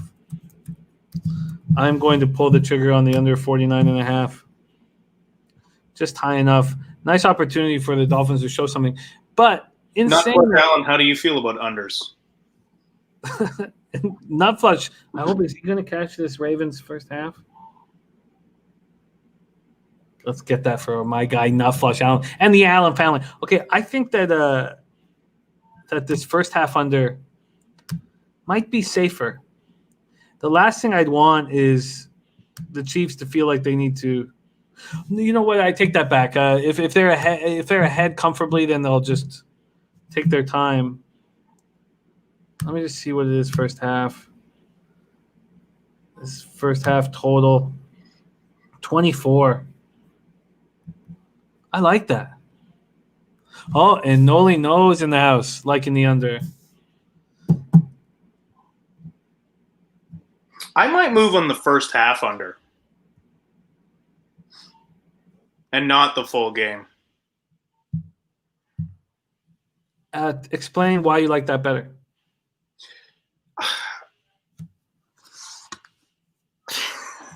Sorry, just laughing at Not Flush. I don't know. I feel like I don't see either of these teams firing out the gates offensively this week. I don't see Tua doing it at all, and I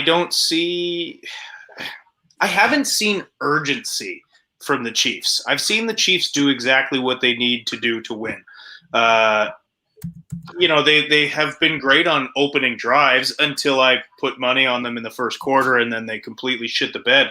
But I just don't see a ton of urgency in the Chiefs right now.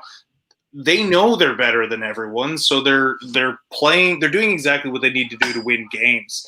And really, I don't see Tua coming out in this spot and balling out in the first half. That's why I personally like the first half under more than the full game. But I understand why they would both be in play. I don't want to double up on this game. I just prefer this pick. This makes sense. The last thing I want is if the Chiefs actually need to score points, because they do it. They can do it in bunches. Okay, I'm interested. I'll come with you on the first half under. Do you want me to line shop for you? Yes, please. All right, let's get that for Bebsy. This is the final 1:00 game on the docket. I need to speed up. My apologies. All right, let's get this first half spot for Bebsy. Wow. Wow. You've got options, baby. Holy shit. 2 point. It ranges to 2 points. It's crazy. This is nuts. You know what? I think the bet 365 and points bet 24 is that the right, it's like the right amount of juice, but the lowest you can get 23.5 at plus 100. FanDuel is offering you 25.5 at minus 130. Bet Rivers offering you 24.5 at minus 127. And points bet's offering the 24 at minus 110. So it's bet 365. I'll take the 24 at minus 110. That makes the most sense to me. 24. Oh, sorry, Bebsy. 24 minus 110 of points bet. I'm going to be doing the same thing. Those aren't crucial numbers there. You know what? The 24.5 would be getting that hook on it, but that's not worth 17 cents. So, okay. Oh, they're talking about. Let's just see what's going on here quickly. Pollard has 3 carries for 0 yards, and I'm going to snap. All right. Well, you go for a walk. Get yourself a beverage. Get yourself a beverage here. Okay. Next up, we have the 4:05 p.m. games. No, we don't. I still have. Oh yeah, no, because we already. Sorry, I'm out of order. 4:05 p.m. action. We are dealing with rotation number 167, 168. Indianapolis Colts, Las Vegas Raiders. This total opened up at 52. Now at 51.5. The Colts at minus 2.5. Wow, they said CeeDee Lamb just dropped a TD. Unbelievable. All right, we've moved to afternoon action. And Nut Flush Allen cashes that first half. That was a good bet. Good bet, Nut Flush. 17-10 at the half. All right, Colts Raiders is where we start. Allegiant Stadium, Las Vegas, Nevada. Thank you guys so much for rolling with us here. Odds.com. 8-4, 4-2 on the road are the Colts. 7-5, 2-3 at home are the Raiders. Colts coming off 26-20 win at Houston. Shut the Texans out in the second half. Colts are now allowing an average of 7.33 points in the second half of games this year. Unbelievable. Rivers 27-35 for 285 yards, 2 touchdowns, 0 interceptions. Jonathan Taylor, activated off of COVID list, ran 13 times for 91 yards. T.Y. Hilton caught 8 passes for a season-high 110 yards and 1 touchdown. That's his second good game in a row. Right tackle LaRaven Clark was carted off the field in the first quarter with an ankle injury. It's more than ankle. It's Achilles. He's done for the year. Safety, Kari Willis. Offensive tackle, Anthony Costanzo. Punter Rigoberto Sanchez, who's dealing with cancer right now, and linebacker Bobby Okereke were all inactive last week and are questionable this week. And Intex says, "You're welcome, Jimmy. I passed up a funeral for this. Thank you. Thank you, Intex. Good man. Good man." Raiders are coming off an ugly 31-28 win over the Jets. Derek Carr, 28-47 for 381 yards, 3 touchdowns, 1 interception. Bebsy hit that passing yards prop by 130.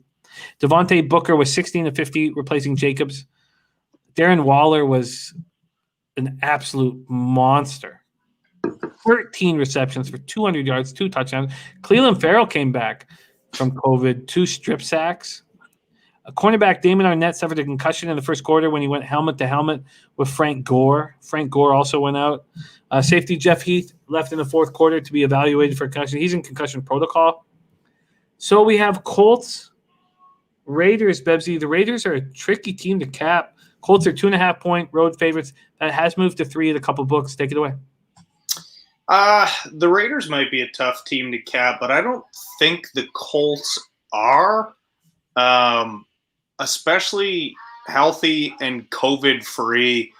Look, the Colts won against a better team than the Raiders pretty much should have lost to. Can we all agree that should have been a Raiders loss? What are you doing calling a all-out blitz at the end of the game when you're up like that? Greg Williams got fired, but really they were just like, all right, man, thanks for helping us with the tank. You can take the rest of the year off. It's just as good as the Raiders offense can be. And I do really like, I've been I've been backing the Raiders offense all year. The Raiders defense is still very questionable. And I like this Colts team. I think they get stronger down the stretch, and this feels like another double up spot for me. Wow, another double up spot. I'm for sure going to take the Colts in the first half of this. But they only allow 7.33 points a game in the second half. So 7.33 points in the second half. Why would you want to focus on the first half when they've been so dominant in the second half?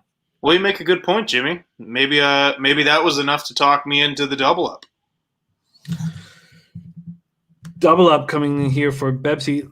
Let's see what we can get you first half, because I imagine you're going to have a ton of options here. Let's move to first. Oh, that's a total. I'm surprised you're this bullish. I wasn't that impressed with the Colts against the Texans. I was more impressed with the Texans. Again, you're talking about a divisional matchup. Those games tend to be closer than they should be. Well, I can get you the Colts minus a half at minus 110. That big question. Let's see what the money line is, because the money line, I can get you the money line at minus 115 at FanDuel. That's the move. Yeah, all right. Colts first half money line. Colts first half minus 115 at FanDuel. As an example, let's just see what I'm going to have to take here at the 405 spot. So just to compare that, Bebsy, it's minus 145 at Bet365. So that's a nice spot. Oh, boy. That is nice. Dennis Garcia says the autumn wind gets it done this week. The autumn wind is a pirate. He believes in these Raiders. I find this a tricky spot. Are we going to follow through with the double up, Bebsy? Here's why I don't want to do double up. Aside from my Colts double up with first half and full game, I've been fucked so many times on double up this year. I hear you. I think I'm going to stick with this for now and sit on and maybe add the full game. I'm going to put a question mark beside full game. All right. Okay, there you have it. Indianapolis Colts, Bebsy, first half minus 115. I'm not moving on it.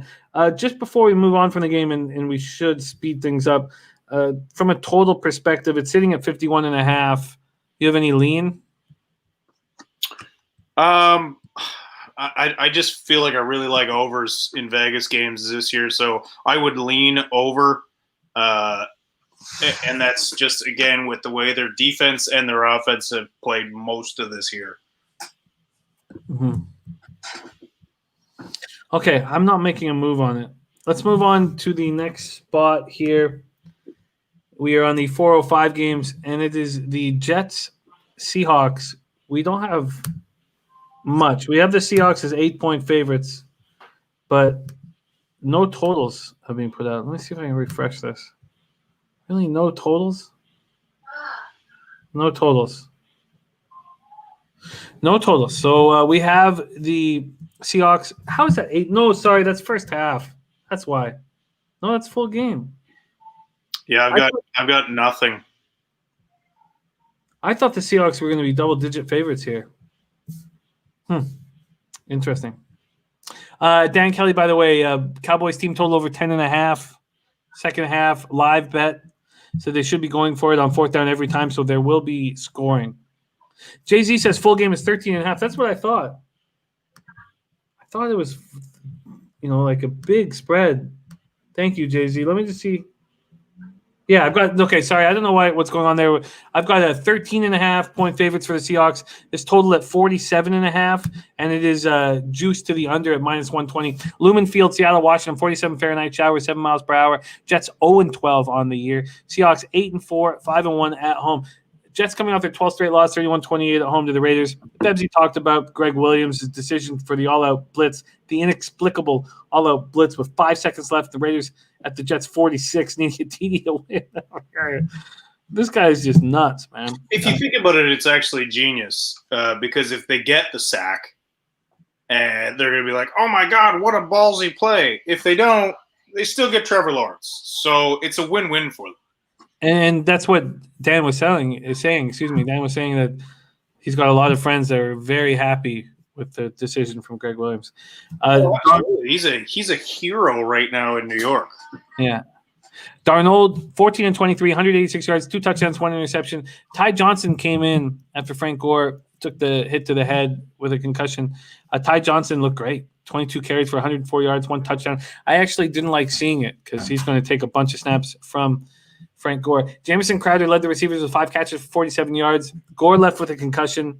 Right guard Greg Van Roten left with a foot injury in the first half, didn't return. And that foot injury is done for the season. Ashton Davis also left with a foot injury. That turns out to be a season-ending foot injury as well. So Van Roten and Ashton Davis done. Seahawks coming off shocking 17-12 loss at home to the Giants with Colt McCoy at quarterback. Seahawks' first home loss of the season. Russell Wilson 27-43 for 263 yards, 1 touchdown, 1 interception, was sacked 5 times. He was holding the ball for too long. DK Metcalf was his favorite target, catching 5 passes for 80 yards. This passing game needs to come up with another option other than Metcalf and Lockett. Everybody's trying to focus on those two, and Seattle's got nobody since Greg Olsen got hurt, especially. David Moore and Freddie Swain combined for 1 catch on 3 targets. Wilson's passer rating over the past 7 games, 93.5, and they've gone 3-4. He had 13 touchdown passes, 8 interceptions over that span. In the first 5 games, his passer rating was 129.8 with 19 touchdown passes and 3 interceptions. Chris Carson ran 13 times for 65 yards. We cashed that over. It was kind of tight. It was like 58.5. After scoring at least 27 points in each of the first 8 games, Seahawks have topped that mark just once in their past 4. Ken Norton Jr. deserves a lot of respect for how he's turned around the defense. He sure has. But the offense is a problem now. Seattle lost offensive lineman Jamarco Jones to a groin injury and key reserve safety Ryan Neal to a hip injury. They're both listed as questionable, but there is good news. Quarterback Quinton Dunbar expected to be back after missing 4 games because of a knee injury, and Brandon Shell expected to come back after missing 2 games with an ankle injury. Cedric Ogbui and Travis Homer are listed as they were out last week, listed as questionable this week. Here we go, 13.5-point favorites for the Seahawks against the Jets. I just think it's too many points. The Jets have been covering. They're not a good football team. They're a terrible football team. But there's guys on that team that are playing. And, Sam Darnold, I can't wait to see him in another uniform. I hope he goes to a good place because I believe that guy is a good quarterback. You see him do it in spite of the fact that he has very little weapons. He's not had an O-line for most of his career, and his fucking coach is Adam Gase, who I fully believe he is only being kept around to complete the tank. There's no way that if this guy has a job in the offseason, it will absolutely blow my fucking mind. So the Jets can cover. That's too many points for Seattle. That's been very underwhelming. They're coming off a loss to the Giants. And as much as I think, maybe this is a wake-up call and now they're fighting for that division now. They're tied with the Rams. I can see them maybe balling out this week, but I feel like I say this every week. It's too many points, but I can't put money on the Jets. Yeah, understandably so. What do you think of this total? Dennis likes the under. I cashed on it last week, and I'm hesitant to go back to the well, but it's sitting at 47.5, and that's juiced heavily to the under.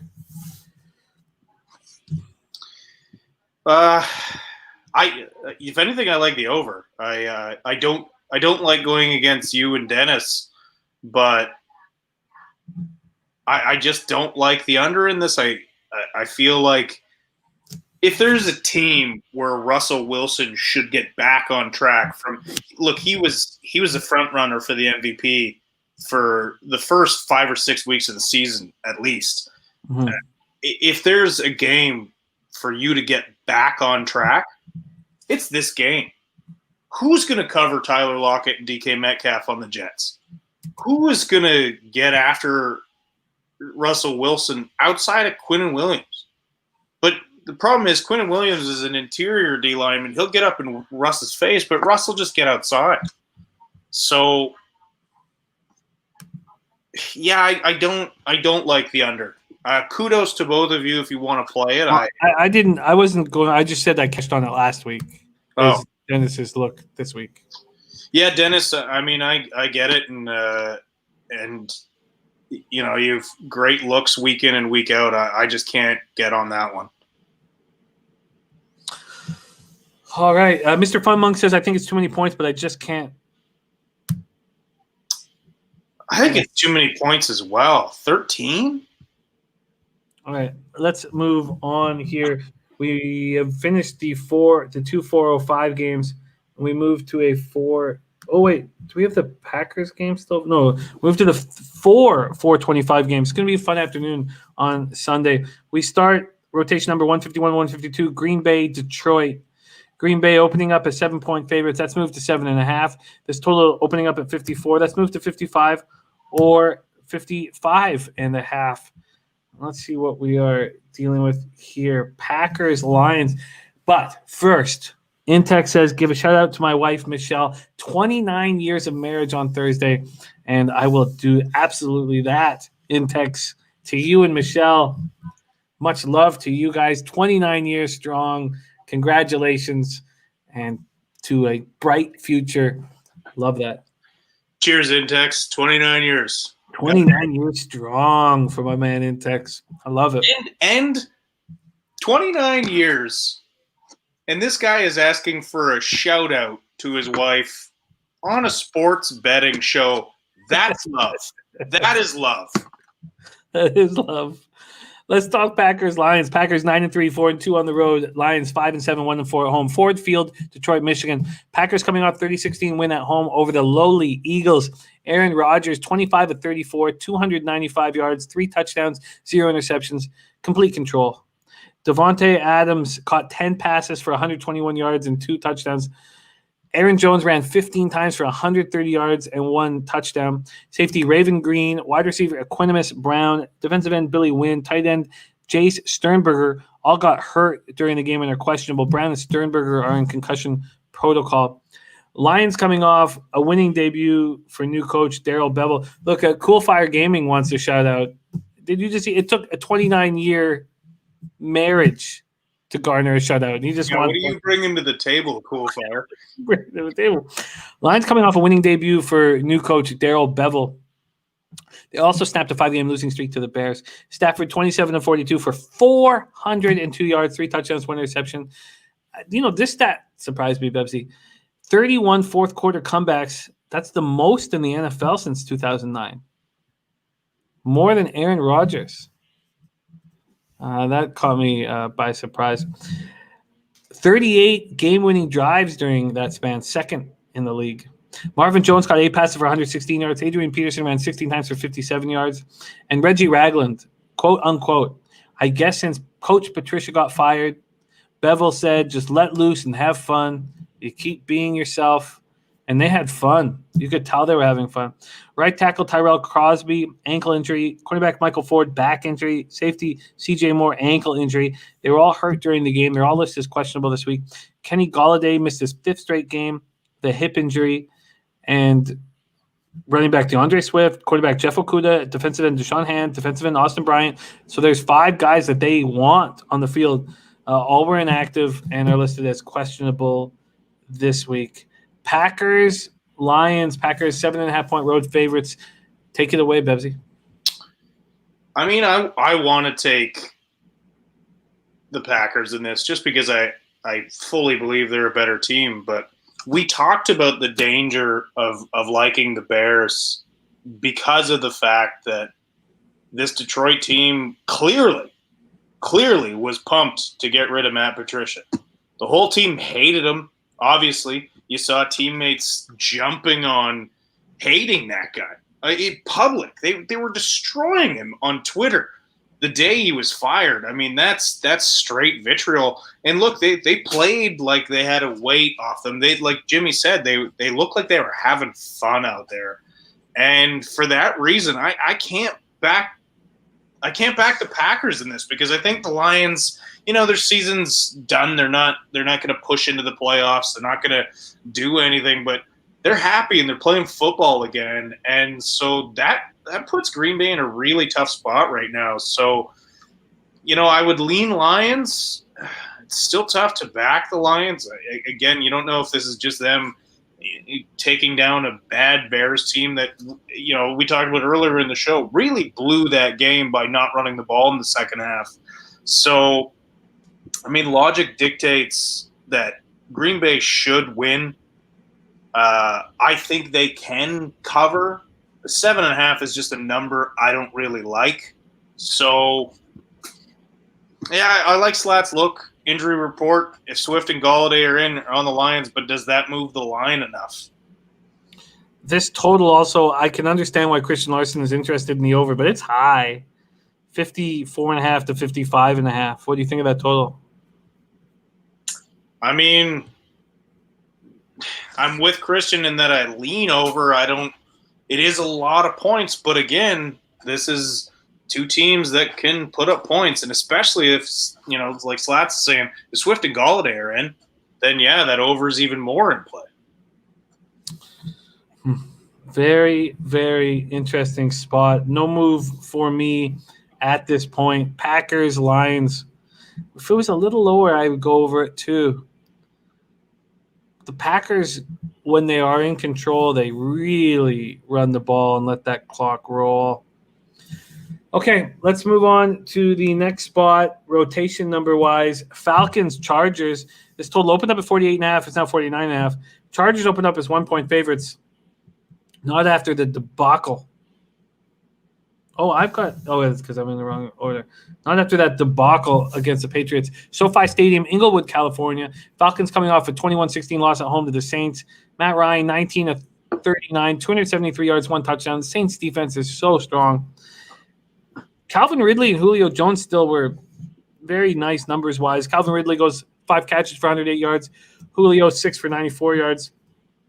Todd Gurley, Ito Smith got hurt and during the game. So did defensive tackle Jacob Tuioti Mariner and safety Ricardo Allen all got hurt. They're all questionable this week. But when Smith got hurt, Gurley was forced into action. He looked terrible, and he was coming back from an injury. 8 rushes for 16 yards. Guard James Carpenter was inactive last week. He's still out of the lineup or questionable to be in the lineup right now. That's the Falcons. Here come the Chargers.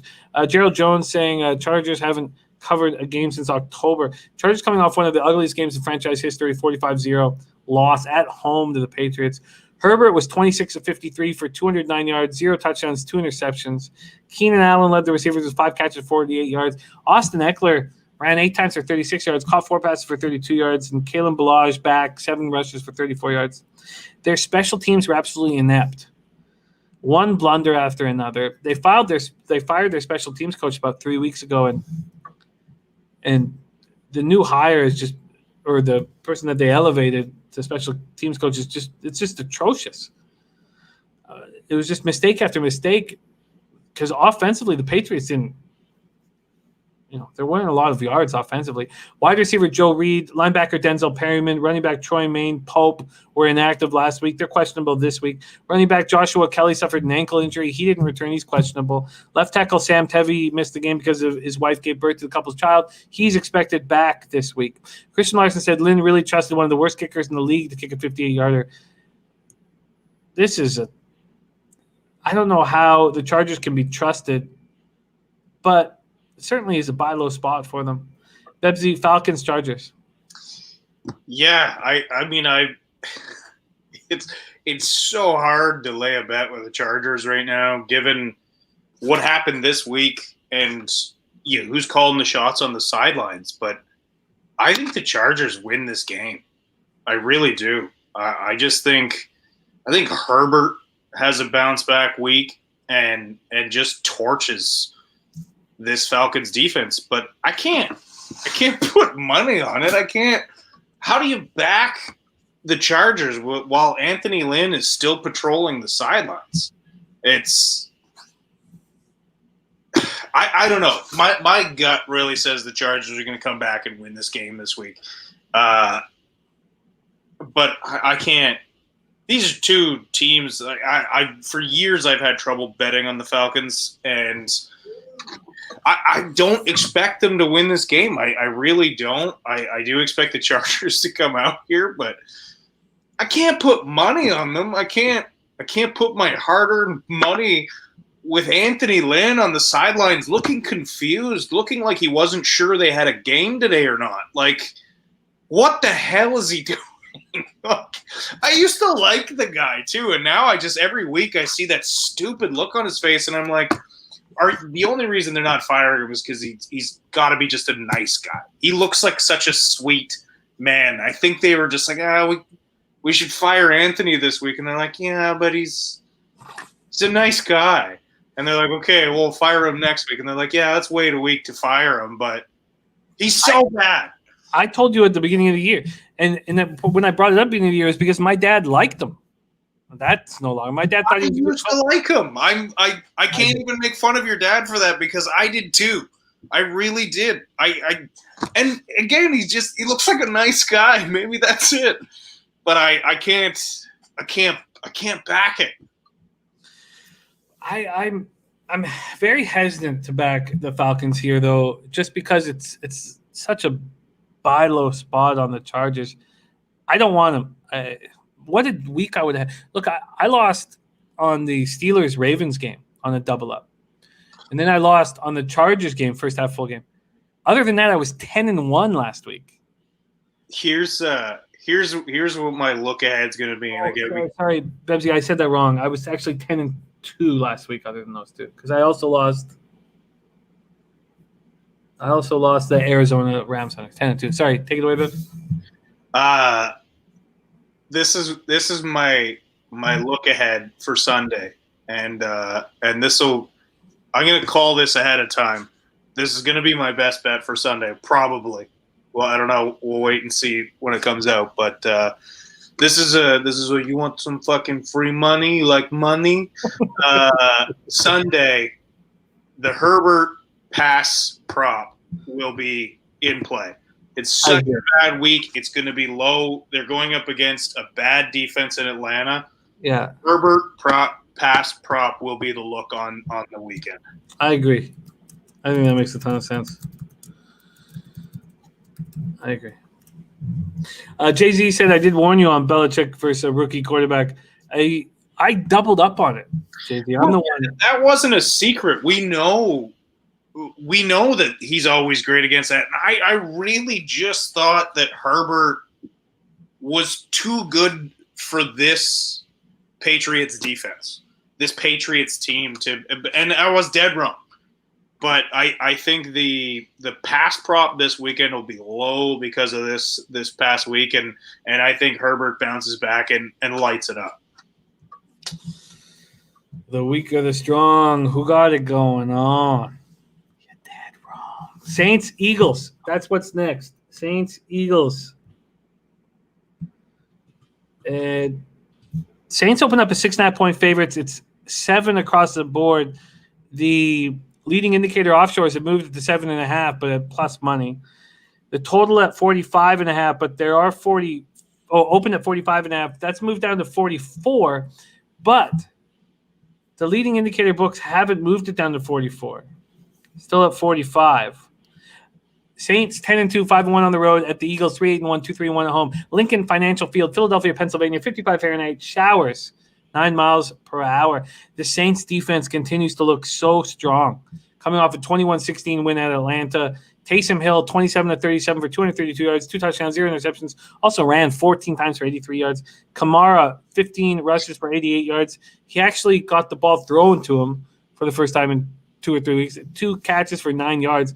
Michael Thomas caught 9 passes for 105 yards. Cornerback Patrick Robinson hurt his hamstring. He's questionable this week. Defensive end Marcus Davenport. Cornerback Janoris Jenkins. Running back Ty Montgomery. Wide receiver Deontay Harris were inactive and are questionable to go this week. Eagles coming off another loss. This time 30-16 in Green Bay. Carson Wentz was benched after going 6 for 15 for 79 yards. Jalen Hurts came in, went 5 of 12 for 109 yards, 1 touchdown, 1 interception. Hurts has been announced the starter this week. Miles Sanders was bad running the ball 10 times for 31 yards. Dallas Goedert caught 5 passes for 66 yards. Cornerback Darius Slay suffered a major knee injury. We don't know the extent of it. Offensive tackle Jason Peters suffered a toe injury. Linebacker Davian Taylor hurt his knee, and linebacker TJ Edwards hurt his hamstring. Safety Rudy Ford and wide receiver Quez Watkins were inactive last week, questionable to go this week. Very interesting spot here with a new quarterback under center for the Eagles. New Orleans 7-point favorites on the road. Bebsy, take it away.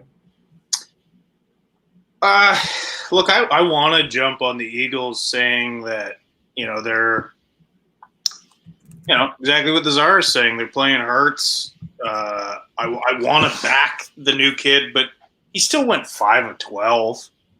It's not like he came in and tore it up. It's not like this Eagles offensive line is going to be better, although, Hurts is probably more mobile than Wentz.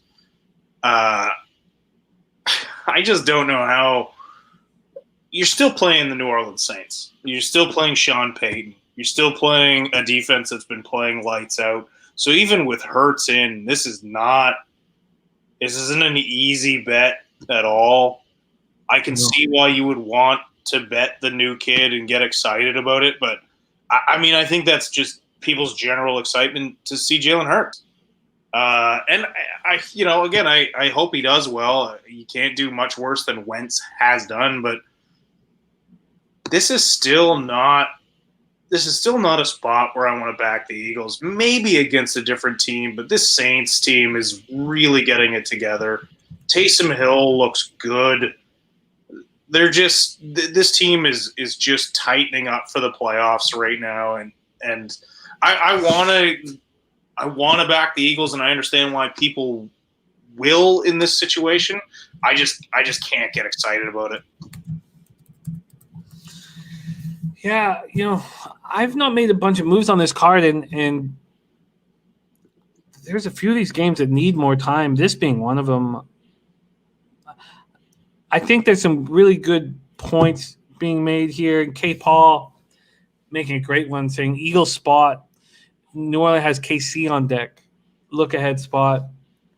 I don't know if I believe in look ahead spots. I believe they have existed in the past. I just, I see that comment come up a lot on this show, and I just don't know if this is the NFL. I don't know how much that actually exists. I do believe in certain cases it does. I don't know if it does here. Yeah, I wonder, Vincente Gigante, like in the under in this game. That's an interesting look. 45. I like Christian Larson's look, actually, is the Hurts rush prop, if the number is right. And that's, again, something we'll have to look at on Sunday. But, that's good. The Saints are going to be coming at him, and that offensive line is going to fall apart. So if Hurts has this capability and can get outside the pocket and run for some yards, yeah, if that number is low enough, I think I'll jump on that. Makes a lot of sense. All right. We have one more 425 game. Then we have the Sunday nighter and the Monday nighter. We may touch on the Tuesday game briefly, but let's roll here. One more 425 game.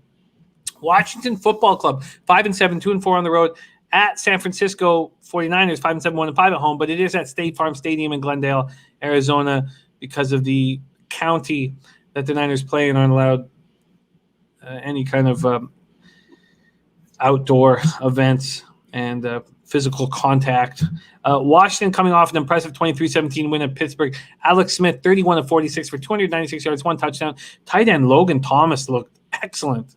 God, did he look so big and tough. And 9 catches for 98 yards. Cam Sims, too, 5 catches for 92 yards. Running back Antonio Gibson hurt his knee on Washington's first play. They couldn't move the ball on the ground after that. They ran 21 times for just 45 yards after losing Gibson. Tight end Tarek Hemingway hurt his wrist. Defensive end Ryan Anderson remains out of the lineup. Niners coming off 34-24 loss in Arizona. Mullins 26-39, 316 yards, 3 touchdowns, 2 interceptions.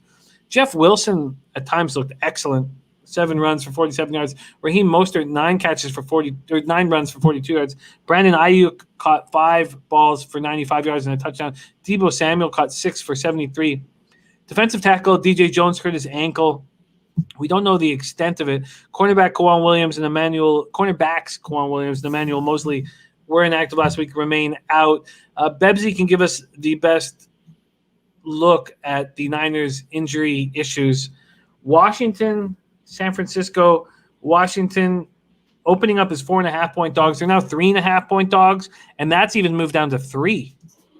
This total sitting at 43.5. This might be a great buy low spot on the Niners after that disappointing performance against the Bills. I said in Arizona. Niners coming off 34-24 loss to Buffalo in Arizona. My fault. I didn't say that right. Is this a great spot to buy low on the Niners? I think it is, and it's you're selling high on Washington as well because Washington just upset the Steelers. Yeah.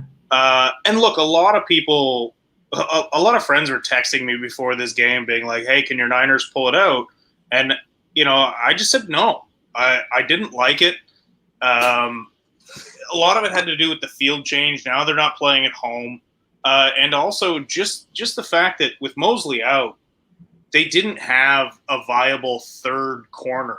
And it showed all night. They exploited the fact that the Niners were playing zone, couldn't muster up a good enough pass rush, and Josh Allen is so good at stepping outside and making those plays. And look, they didn't have anyone to cover Cole Beasley. That was the problem. They were without nickel corners. And, if you don't have a nickel corner and somebody who can match up against a guy like Cole Beasley will low-key destroy your team. And that's exactly what happened. They couldn't cover him. They tried to switch to man, but the problem is as soon as they switch to man, nobody on that team is capable of covering Stephon Diggs. Now, the Niners should be getting Mosley back. They should be getting Kwan Williams back, which is a huge lift, but they lost DJ Jones probably for the season on the D-line. So, again, this is a very tough spot because – what San Francisco does well is run the ball, and that front seven is. We've talked about it all year. It felt like it took the NFL 7 or 8 weeks longer to catch up to the fact that this is a great defensive front in Washington, and they have played better and better as the year goes on. And now that Alex Smith can keep their offense on the field a little longer, they're looking even better.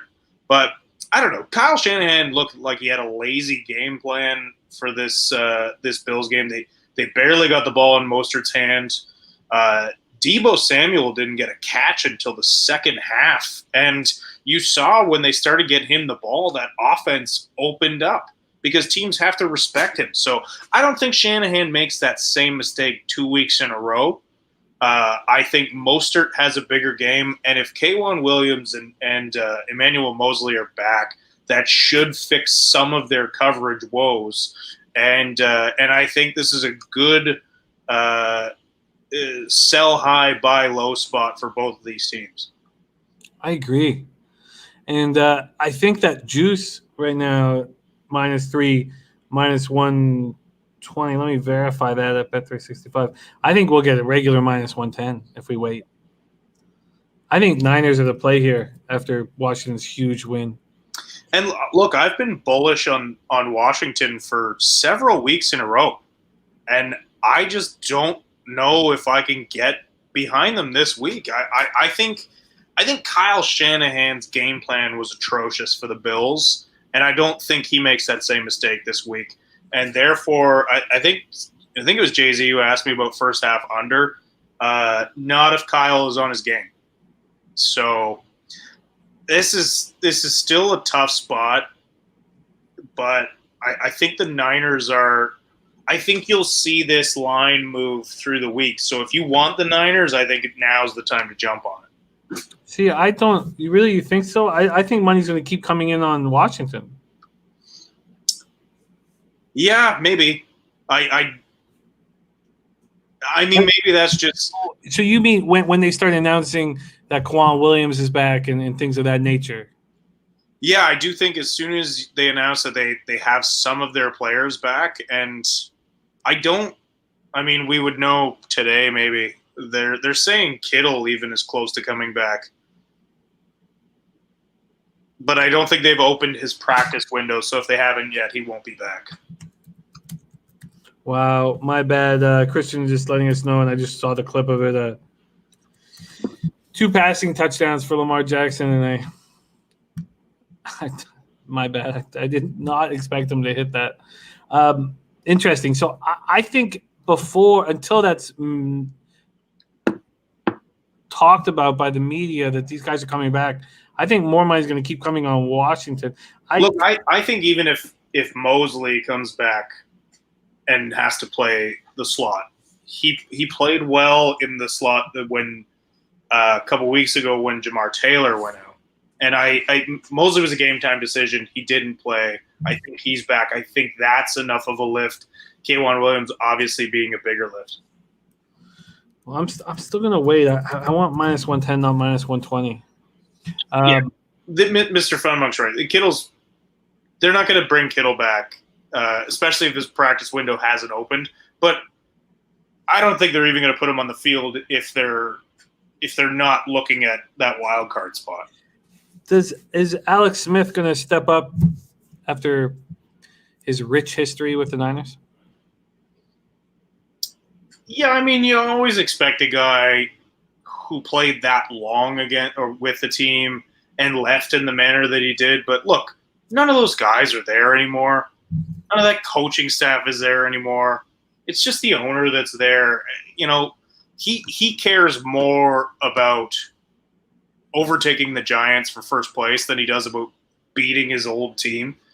And also, what does it even mean? You want to win every fucking week. So you should always be playing your best. Yeah, I feel that. I'm not gonna bet the Niners tonight. I'm gonna see if I can get that down to minus 110. I think a lot of people are gonna be high on Washington after that performance. I need the 3 though. I can't let that 3.5 go. So I'll be keeping a very close eye on it.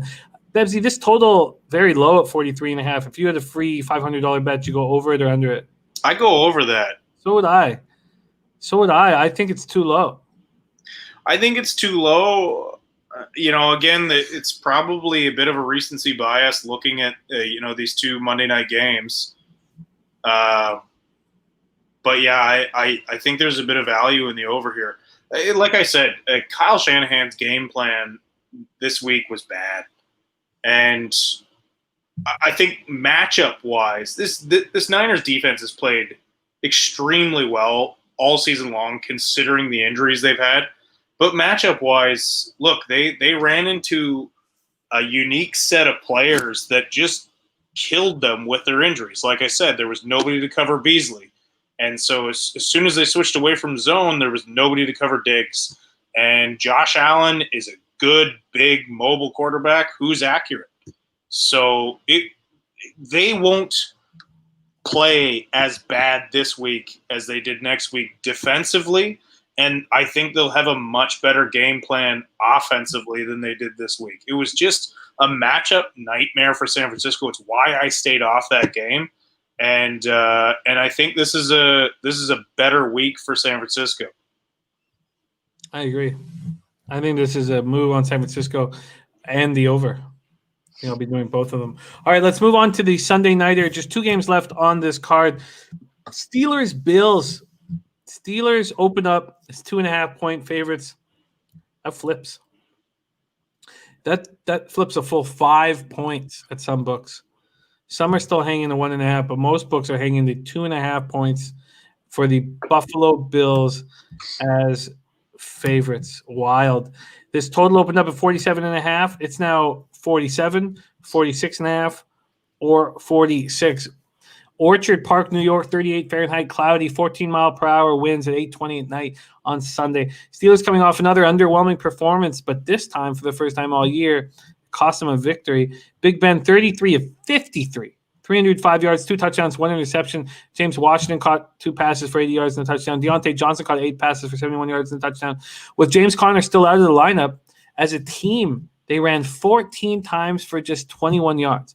Not only that, but injuries keep piling up on defense. Linebacker Robert Spillane looks like he'll be out multiple weeks with a knee injury. Now, he was Devin Bush's replacement. Cornerback Joe Hayden is in concussion protocol. Bills are coming off a big 34-24 win over the Niners at Arizona. Josh Allen, I mean, we just spoke on it, and Bebsy did a great job with it. 32-40, 375 yards, 4 touchdowns, 0 interceptions. Made the right play, made the right decisions throughout. Devin Singletary ran 18 times for 61 yards. Cole Beasley was awesome. 9 catches for 130 yards, 1 touchdown. Stephon Diggs, 10 catches for 92 yards. This Bills team is healthy. This is a healthy squad. There's a few of them in the NFL right now, and these are one of them. This is a healthy squad that is rolling. Mr. Funmonk says Bills are going to win the Super Bowl. Bills are rolling right now. I don't know about Super Bowl, but this is a team that's rolling at home. 2.5-point favorites now against the Steelers. Take it away, my man. This is a double-up spot for me on the Bills, and this is not a recency bias. This is everything to do with the Bills being healthy and the Steelers not. This is another tough spot for the Steelers. They're injured. Their schedule's been fucked up all year. They're an angry team right now, but they're angry at the NFL, and you see that half the team is tweeting out at the NFL. Like, they're not focused like they should be, and right now the Bills are healthy and rolling. They dismantled a very good Niners defense, and we just talked about this. The matchup was ideal for Buffalo and not good for San Francisco. But this is a really difficult spot for Pittsburgh, and this is a great spot for Buffalo. Coming back home after it wasn't an emotional win, it wasn't a crazy finish. It was just a good, strong performance beginning to end. And look, the Steelers are coming off, like Jimmy said, another bad performance. Finally cost them a loss, but the Steelers looked very strong early in the year, and I backed them a ton then, and I stopped backing the Steelers because they started to become very average, and they started squeaking out wins. I really think this Buffalo defense healthy is going to shut them down, and I think this is a big Bills win here. I'm doubling up here, and I'm bullish on this game. I really like where the Bills are at, and I do not like where the Steelers are at right now. Wow, that pretty much has sold me. Let's see what we're dealing with on first half. This is the Sunday nighter. It's going to be a fun one. You can get -1 at -110 at PointsBet. Let's see what Bet365 is offering, but -110, -1 at -110 at SportsBet or PointsBet. Excuse me. Let's see what the money line is here. Oh wow, -135. So -1 at -110. That's the only book that's up right now with a first half. And you're getting the same thing with the Bills. Or excuse me, Bet365, you're getting the exact same thing. Let me see if I've got FanDuel set up as well. Here, so let's see if they really haven't put anything up yet. I'm surprised that they wouldn't have. The FanDuel is offering. Let's see here. No, yeah, they're not offering a first half. Okay, so -1 and -110, or Bills are -135 on the money line, a little better at Bet365. So, would you rather have? I'm guessing you want the -1, -110. Yes, sir. 110. That's a PointsBet, and then full game. This is a perfect spot for the Steelers to not. I mean, are they going to give up that first seed? If they still want to fight for that first seed. Oh, absolutely. But I don't think that's the case here. Like I don't think that's their option. I think they'd love to hang on to that first seed, but they're just not healthy enough and good enough to do that right now. Losing Bud Dupree, it's when you have bookend pass rushers like Bud Dupree and TJ Watt, it's an absolute nightmare for opponents. But when you just have one of them, and TJ Watt still had a great game on Monday night, he still balled out. Yeah. But we saw it last year with the Niners when Dee Ford was out for a good chunk of the middle portion of that season. And Bosa's numbers dropped because you could then key on Bosa more. And as soon as Dee Ford came back, then they both started lighting it up again. But when you have those two both sides, you saw it with Joey Bosa and Ingram this year. If one is there and the other is not, they're still a great player. They're still going to make plays, but having both of them is huge, and that's one of the big things that the Steelers' defense has thrived upon is having Bud and TJ both apply pressure. They don't have that right now. They just have TJ. And good teams will make you pay for not having that. Buffalo is a good football team. I like it. I'm going to do the same. I'm going to do a Bills double up. Bills double up on Sunday night. I like it. Any last words on this total, Bebsy? Let me pull it up. Sorry, I got so many pages open. At 40, it's down to 46.5 or 46. Yeah, I think it's right where it should be. I expect a bit of a slugfest. I do think this Steelers defense is still very good. I just think this is a battle because, like you said, the Steelers know that they're in danger of losing that one seed. They're going to fight, and this Bills team isn't infallible. So it's going to be a slugfest. I think, if you gave me a free play, I would lie under. But, there's still a ton of firepower on both sides of these offenses. So, they pay these guys to set these lines and totals for a reason. It's exactly where it should be. It would be a coin flip for me, so I'm not excited about that. I'm only excited about the Bills here.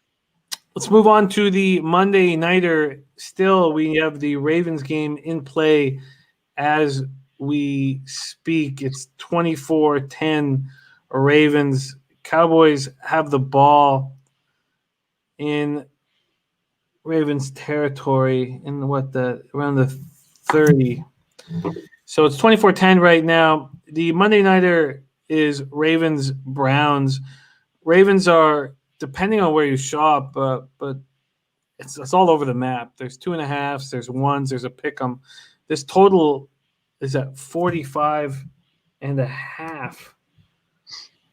That is a wild 45.5. Okay, let's go. First Energy Stadium, Cleveland, Ohio, 35 Fahrenheit. There's a chance of snow on Monday night. Wind 14 miles per hour. Ravens in play as we speak. 6-5, 4-2 on the road. Browns 9-3, 5-1 at home. It's going to be difficult to really give a proper breakdown on the Ravens until we know injuries and what happens after this game. But they look good. Browns are coming off an impressive 41-35 win at Tennessee for their fourth straight win, 9-3 for the first time since 1994. They were up 38-7 at the half. Baker Mayfield, 25-33 for 334 yards, 4 touchdowns, 1 interception. First Browns quarterback to throw for 4 touchdowns in the first half since Hall of Famer Otto Graham in 1951. Nobody else in the NFL has thrown for 4 TD passes in the half this season. Mayfield had 290 yards by halftime. Rashard Higgins, 6 catches for 95 yards, 1 touchdown. Donovan Peoples-Jones caught 2 passes for 92 yards, 1 touchdown. Nick Chubb ran 18 times for 80 yards. Myles Garrett, back, healthy, got a sack at Tannehill early in the fourth, gives him 10.5 on the season. Linebacker Mac Wilson is in concussion protocol. Wide receiver Marvin Hall, safety Tedrick Thompson, cornerback Denzel Ward, wide receiver Kadarrell Hodge were all inactive last week and are questionable to go this week. Here we go, Bebsy. Monday nighter, Ravens, Browns. I mean, I really want to jump on the Browns here. I do. It's hard to say what's going to happen once this game ends tonight. I'd really like it if they just gave Pollard some fucking carries. But the Browns are playing good football. They're playing balanced football. they're doing exactly what we talked about them needing to do earlier in the year when they were losing games, which is just ride the run game. But now Mayfield is putting it together when he knows he doesn't have to do it all himself. He's playing better. And look, again, I'm not going to pretend like I was the only person in the world saying this, but when Beckham went down, the first thing I said is this is addition by subtraction. This guy whines about not getting targets, and Mayfield's been considerably better without him. The Browns have been better without him. And just the way the Ravens are playing as of late is a mediocre to good football team. The Browns have been playing as a good to very good football team. So now you got the Ravens playing on Tuesday night. They now have a short week. It's not so bad because it's the Monday game, but this looks like another Browns spot. It does. It does. We don't know about Denzel Ward. Mr. Fun Monk, that's exactly why I haven't already played the Browns. Because as soon as you like them, that's when the true Browns show up. And look, the Ravens, have certainly just destroyed them in recent years. So that's the other side of my apprehension. Because otherwise, I'd be on this right now. I'd be finding whatever line I could get and taking the Browns. But it's hard to bet on the Browns, especially against a divisional opponent that has just battered them for years.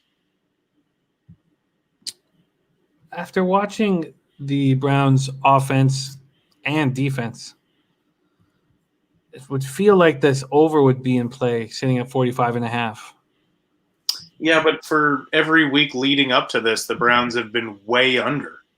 If anything, I'm under in this game. Divisional opponents late in the season, the Browns they're both run first teams. Yeah. Which I realized that was the case in Tennessee, and it didn't play out that way, but I don't see that happening again. Yeah, agreed. Absolutely agreed. No move for me at this point in Ravens-Browns. Are you making a move? No, I can't. I want to. I want to steal the Browns right now. Who knows? Maybe Dallas comes back, wins this game, and this line gets better. Or maybe, the Ravens score a bunch more points and the Ravens are heavily favored. And then I'll jump on the Browns. We have another missed field goal by the Cowboys. Just give Pollard the goddamn ball. Let's review action here and come up with the best bet here. He's got 7 yards, guys. Let's go. And this is shaping up for a nice day in college basketball. All right, let's review NFL action. Here we go. On Thursday night, I am moving on, and I had to cut down. I did not want 3 bets on the Thursday nighter. I am going to take the Patriots +5, and I am going to take the under 44.5. No move for Bebsy. Sunday, 1 o'clock, Bebsy is on the Houston Texans. He got them money line at -114 at DraftKings. I'm going to be on the Texans as well, and the over. Again, I will tweet my action out at Jimmy the Bag. I'll tweet it out, and whatever line I bet, I'll give the number on. So for Bebsy, we line shop at the legal licensed American books. Dallas, Cincinnati. I want Dallas, and I want the under. And the worse their line looks in this game, and the worse the Cowboys look, the better for me. I hope the Ravens win 41-10 and I get a better line. Dallas and the under for me there. Slats, my man, thank you for rolling with us, man. Your consistency means so much to me, my man. Thank you for rolling with us all night. Dave and Cal, great to see you. Okay, then Chiefs, Dolphins. Bebsy, you're on the first half under 24 at -110 at points bet, and I'm coming with you. Noli, just a quick spot. Yeah, I guess you could say I'm a Herbert fan. I'm not going to go buy his jersey or anything, but What's not to like about him? He's been fantastic so far as a rookie. So, yeah, I enjoy him. I like watching him play. You got the +3. You got the +3 on the Giants at -115. That was a nice pickup. I forget what book that was available at, but it's a nice pickup. I can't get them +3, so I'm just going to take them money line at the +115 that's being offered right now. Vikings Tampa. I'm on the Vikings and the over. Then we have Broncos Panthers. We have both stayed off. We have Titans Jaguars. I'm off at this point, but you're going to be moving on the Henry Rush prop once it's available. In the Colts game, you have Colts Raiders. You have Colts first half money line -115 at FanDuel. Then Jets Seahawks. We are both off at this point. Packers Lions, no move for us. Saints Eagles, no move, but we're interested in the Jalen Hurts rush prop when it comes out. Falcons Chargers, you're interested in the Herbert pass prop? The Herbert pass prop and the Henry rush prop are probably the two props I'm most interested in for Sunday. I've got them both written down with a question mark, waiting to see how they come out. I want the Niners -3 at -110. So I'm going to wait. It's -120 right now. But that's come down from 4.5, and I could wait too long here. So I'm going to see. I'm also going to be on the over 43.5 in Washington 49 against 49ers, and no move for Bebsy yet. Bebsy is really sold the double up on the Bills, and I'm buying. So first half full game on the Bills, and then we've made no move on Ravens Browns. There you have it. Justin Marshall coming in late saying Jets to cover. Nutflush Allen liking these looks. Well, we're going to put him in play very soon. We've been here for 2 hours, 36 minutes, Bebsy. Spectacular job. Also, you guys in the chat that have rolled with us for the last 2.5 hours, thank you so much for your insights, your humor. Bebsy, best bet. It's got to be the Bills. I'm just, and I hate throwing a best bet on a double up spot because every time I do that, it doesn't hit. But I just love the way the Bills are playing and hate the way the Steelers are playing lately. And I just, I think the Bills are in charge right now. And look, I said, after they beat the Patriots, I said that was such a mental hurdle for them that the Bills would play better. And outside of the Hail Murray, they're undefeated since then. Oh, it's I like it. I like it a lot. Thank you guys so much for rolling with us. Dennis Garcia, Intex 2016, Noli Knows, Leonard Welch, Dave and Cal, Justin Marshall, Nick B, Nutflush Allen, Jay-Z, Christian Larson, Steven Hennel. Man, what a great group. Slots 45, K-Paul VIP, Dave and Cal. Thank you guys so much. Vic Tankard, all you guys, K-Paul VIP, Mr. Fun Monk, Brandon O. Thank you guys so much, man. This was a lot of games we had to break down, but we're coming off a nice enough week. 19 wins, 14 losses, up 2.88 units. And if it wasn't for November, I'd be having a good season, and I demand more winners. Bebsy, my man, thank you for your hustle and hard work. Buddy, I'm with you. If you take away my November, and I'm having a spectacular year. But look, Jimmy says it every week. This show is nothing without the chat, and I will talk football with anybody who will listen to me for hours on end. So thank you guys for coming out, sticking with the show, beginning to end. Some of you guys do not leave for the entire show. You guys are the best. Thank you so much. I hope I see you guys again on Sunday. I expect to add a bunch more action then, as Jimmy will, but you guys are the best. Thank you so much for joining us. Thank you, guys. Well put, Bebsy. Let's get paid in full. A giant week of NFL action for us, and I love it. Thank you guys so much for watching. On behalf of Bebsy and myself, everybody, odds.com, let's get paid in full, and thank you guys for rolling with us.